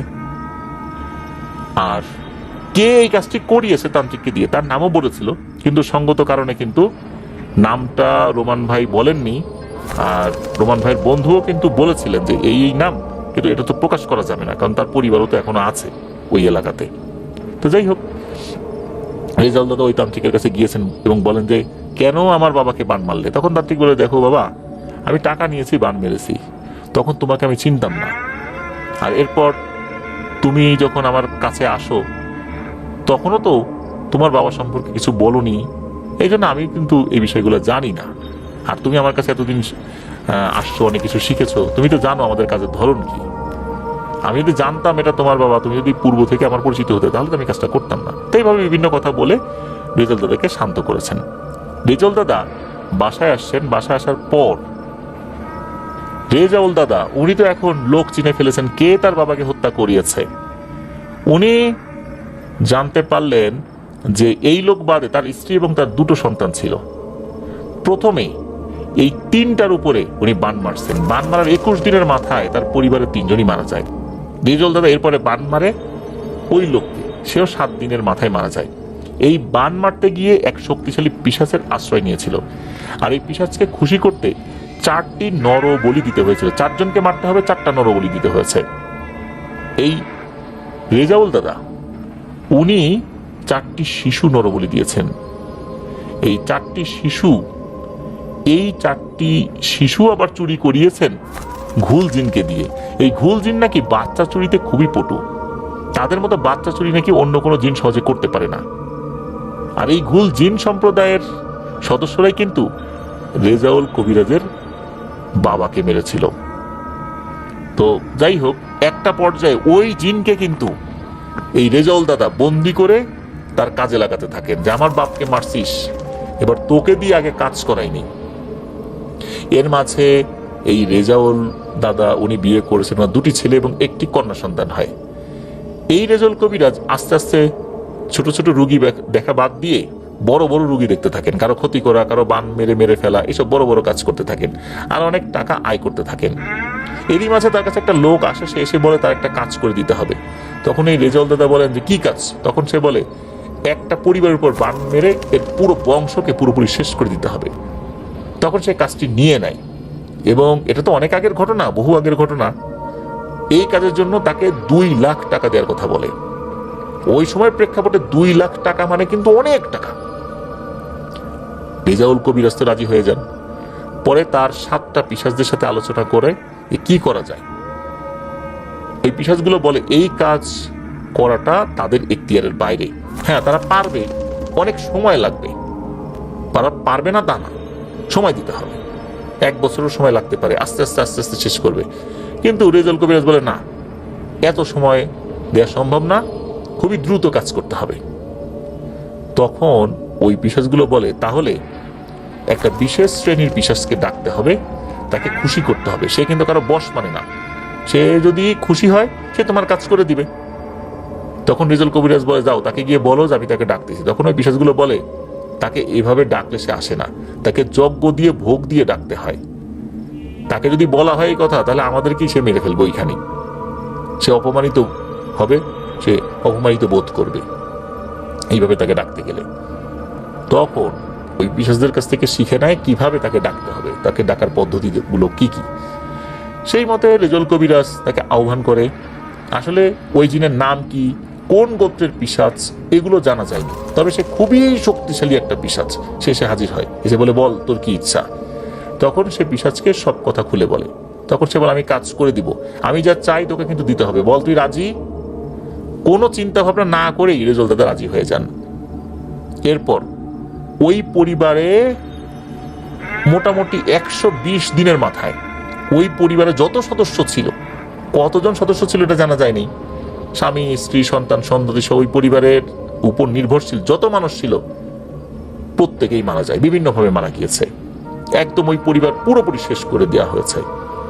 তখন ওই পিশাচটা আসে, এসে বলে তোর কাজ তো আমি করে দিছি, এখন দে, আমার প্রাপ্যটা আমাকে বুঝিয়ে দে। তখন রেজাউল দাদা বলেন কি চাই আপনার বলুন। তখন এই পিশাচটা এমন একটা জিনিস চেয়ে বসে, এটা শুনে রেজাউল দাদার পায়ের মাটি সরে যায়। তখন এই পিশাচটা বলে যে, রেজাউল, তোর ছোট মেয়েকে আমাকে দিয়ে দিবি, আর তুই দিবি কি দিবি না এটা তোর ব্যাপার, আমি তো আমার জিনিস ঠিকই নিয়ে নিব। আর মনে রাখিস, শুধু তোর ছোট মেয়ে না, তো 3 পুরুষ পর্যন্ত যত কন্যা সন্তান হবে সব আমার। আর শুধু এটাকেই আমি পৃথিবীতে জীবন্ত অবস্থায় নিচ্ছি, এরপর যে কন্যা সন্তানগুলো হবে এদেরকে কিন্তু আমি জীবিত অবস্থায় এইভাবে নিব না। হ্যাঁ, জীবিত থাকবে মায়ের পেটে, ওই অবস্থাতে নিয়ে যাব। এই বলেই নাকি ওই পিশাচটা চলে যায়। এদিকে রেজাউল কবিরাজ তো চিন্তায় পড়ে যান, কি করা যায়। সাথে তার সব পিশাচ দিনদেরকে ডাকেন, সমাধান চান, কিন্তু তার পিশাচগুলো বলে যে আমরা এর সাথে মোকাবেলা করে পারবো না, কারণ সে অনেক শক্তিশালী। এই রেজাউল কবিরাজ পড়ে যায় এক চিন্তায়। 7 দিনের মাথায় রেজাউল কবিরাজের ওই ছোট মেয়েটা মারা যায়। রেজাউল কবিরাজ বুঝে ফেলে যে সে কত বড় ভুল করেছে। সে নিজের বাবার হত্যাকাণ্ডের প্রতিশোধ নেওয়ার জন্য এই কবিরাজি শিখেছে টানা 9 বছর। শেখার পর সে শক্তিশালী 7টা পিশাচ জিনকে বশীভূত করেছে, সেই সাথে তার বাবার হত্যাকারী ঘুল জিনকেও সে বন্দি করে কাজ করাচ্ছে, অথচ সেই জিনকে সে এখনো মারে নাই, তাকে দিয়ে কাজ করাচ্ছে। তার মানে সে লোভে পড়ে গেছে, যে উদ্দেশ্যে সে শিখেছিল সেই উদ্দেশ্য থেকে সে বিচ্যুত হয়ে গেছে। আর মানুষের উপকার করা বাদ দিয়ে সে মানুষের ক্ষতি করতে করতে এমন একটা কাজ করতে গিয়ে এমন ভয়ঙ্কর এক পিশাচ জিনের খপ্পরে পড়ে গেছে, এখন তার তো বিশাল বড় বিপদ। এরপর কেটে যায় আরো কয়েকটি বছর। এর মাঝে রেজাউল দাদা বিভিন্ন ধরনের কাজ করেছেন, তবে উনি আর কোনো খারাপ কাজ করতেন না। মানুষের উপকারে লাগে এমন কাজগুলো করার চেষ্টা করতেন, আর পারতপক্ষে কাজ না করার চেষ্টা করতেন। উনি স্বাভাবিক জীবনে ফেরত যাওয়ার চেষ্টা করছিলেন, আসলে কোনো কাজ হচ্ছিল না। এরপরেও রেজাউল দাদার একটা মৃত কন্যা সন্তান জন্ম নেয়। রেজাউল দাদার 2টি ছেলে ছিল। বাবার এই কাজ দেখে তাদেরও আগ্রহ হয়েছিল। তার বড় ছেলে বলে, বাবা আমি কাজ শিখতে চাই, তোমার মতো এরকম হতে চাই। তখন এই ঘটনা রেজাউল দাদা প্রথম থেকে সব খুলে বলে তার ছেলেদেরকে এবং তার স্ত্রীকে। তখন রেজাউল দাদা বলেন, জীবন অনেক বড় ভুল করেছি রে, জানি না আল্লাহ মাফ করবেন কিনা। এই রেজাউল দাদা তার বড় ছেলেকে বলেন, যদি আমি মারা যাই তবে আমাকে কিন্তু কবর দিস না, এটা আমি ভালোর জন্যই বলছি, আমাকে পুড়িয়ে দিস। এটা হয়তো বা আমার ধর্ম এটা মেনে নেবে না, তবে মনে রাখিস আমাকে কবর দিলে পিশাচ জিনেরা আমার লাশ কবর থেকে নিয়ে যাবে, আর আমার লাশের উপরে অনেক জাদুটনা করে মানুষের ক্ষয়ক্ষতি করবে, এটা অনেক খারাপ ধরনের কাজ হবে। এই জন্য আমার লাশকে তোরা কবর দিস না, পুড়িয়ে ফেলিস, যাতে করে আর মানুষের কোনো ক্ষয়ক্ষতি না হয়। রেজাউল দাদার ছেলে তখন তো বেশ বড়। এক রাতে এই রেজাউল দাদার চিৎকারে তার স্ত্রী, ছেলে, তার ঘরটা আলাদা ছিল, মূলত সে তার ঘরে বসে মাঝে মাঝে কাজ করতেন আর কি। তো উনি ওরকম ওই জায়গা থেকে চিৎকার দিয়েছেন, ওনার স্ত্রী, ওনার ছেলেরা ওই ঘরে গিয়ে দেখে যে রেজাউল দাদা মাটিতে পড়ে আছেন। তার শরীরে যখন ওরা হাত দিয়েছেন তখন মনে হলো তার শরীরে কোনো হাড়ই নেই, মনে হচ্ছে অনেক ছোট ছোট করে হাড়গুলো ভেঙে দেওয়া হয়েছে। আর তার পরিবার তখন খেয়াল করেন তার চোখ খোলা, আর চোখে কোনো মণি নেই, মানে তার চোখ এমন একটা অবস্থা, পুরো চোখ কালো কালো কুচকুচে হয়ে গেছে পুরো চোখ, তার হাতের আঙ্গুলগুলো সব কালো। তখন পরিবারের সদস্যরা বুঝতে পারেন যে পিশাচের হাতে তার মৃত্যু হয়েছে। তার যখন গোসল করানো হচ্ছিল তখন দেখেন তার যে মুখমণ্ডল, তার যে মুখমণ্ডল এটা কিন্তু একটু চোখা বলতে আমাদের স্বাভাবিক মুখমণ্ডলগুলো যেরকম হয়, কিছু থাকে না মুখ গোল, ওনার মুখ কিন্তু এরকম গোলাকৃতি ছিল না। কিন্তু ওনার যখন গোসল করানো হচ্ছিল তখন খেয়াল করেন সবাই তার মুখটা ফুটবলের মতো, তার মাথাটা এরকম ফুটবলের মতো গোল হয়ে গেছে, আর তার শরীরে বিভিন্ন জায়গায় ছোপ ছোপ দাগ ভেসে উঠেছে। রেজাউল কবিরাজ কিন্তু বলেছেন তাকে মাটি না দেওয়ার জন্য, অর্থাৎ কবর না দেওয়ার জন্য, কিন্তু পরিবার তাকে আসলে এই কাজটি করতে, এই তার ওই ওসিয়তটা রক্ষা করেন নাই, কারণ তারাও কিন্তু এই বিষয়গুলো মানবেন না, বা তারা পরিপূর্ণভাবে ধর্মকর্ম মেনে চলবেন। রেজাউল দাদা যিনি, উনিও কিন্তু পরবর্তী এই কাজগুলো ছেড়ে দিয়েছেন, ধর্মকর্মের পথে ফেরত এসেছিলেন। কিন্তু আসলে যে পিশাচদের সাথে ওনার চুক্তি হয়েছিল, যাদেরকে দিয়ে কাজ করিয়েছেন, তাদের হাতেই তার মৃত্যু হয়েছিল। রেজাউল দাদার দাফন কাফন শেষ করা হয়। রেজাউল দাদার ছেলে স্বপ্নে দেখেন তার বাবার ক্ষত বিক্ষত দেহ, বাবা ক্ষত বিক্ষত দেহ নিয়ে সামনে দাঁড়িয়ে আছে, বলতেছে, বাবা তুই এটা কি করলি, ওরা আমাকে নিয়ে গেল, এখন আমাকে নিয়ে অনেক কাজ করবে, আমি তো বলছিলাম যে আমাকে কবর দিলে কি হতে পারে, বহু মানুষের ক্ষতি হবে। এখন তুই তো নিজেও জানিস না এগুলো। আমি সারা জীবন এদেরকে বন্দি করছি, আর এখন এরা আমাকে বন্দি করেছে। এই বলে স্বপ্নের মধ্যে হাউ মাউ করে কান্না করতে করতে হঠাৎ করে হি হি করে হেসে দেয়। এটা দেখে তার ঘুম ভেঙে যায়। রেজল দাদার ছেলে বিয়ে করেছেন, তার আবার 6টা ছেলে। এর মাঝে 2টি কন্যা সন্তান হলেও তারা কিন্তু মৃত অবস্থায় ভূমিষ্ঠ হয়েছে। আর রেজল দাদার এই যে 6 ছেলে বলতে তার ছেলের যে 6 ছেলে, এই 6 ছেলের মধ্যে সবার ছোট যে ছেলে তার কাছ থেকে ঘটনাটি সংগ্রহ করা হয়েছে। আসলে যিনি ঘটনাটি বলেছেন উনি আসলে চান নাই যে তার দাদার আসল নামটা প্রচারিত হোক, প্রকাশিত হোক, মানুষ জানুক। তবে আসল নাম বলতে যেই নামে উনি পরিচিত ছিলেন সেই নামটা আমরা বলিনি, তবে রেজাল নামটা এটাও ঠিক আছে, এটাও তার একটা নাম। আর এই কারণেই মূলত উনি আসলে চান নাই যে বিষয়গুলো প্রকাশিত হোক পরিপূর্ণভাবে, যার কারণে আমরা গ্রামের নামটি বলিনি। গ্রামের নাম বলার সাথে সাথে অনেকেই চিনবেন, তাই অনুরোধ করা হয়েছে কমেন্ট সেকশনে যারা অন্তত চিনতে পারবেন যে ইনি আসলে কে ছিলেন, তার নাম ঠিকানা এগুলো যেন কেউ না দেন, এটা বিনীতভাবে অনুরোধ করেছেন। আজকের ঘটনা এই পর্যন্তই ছিল।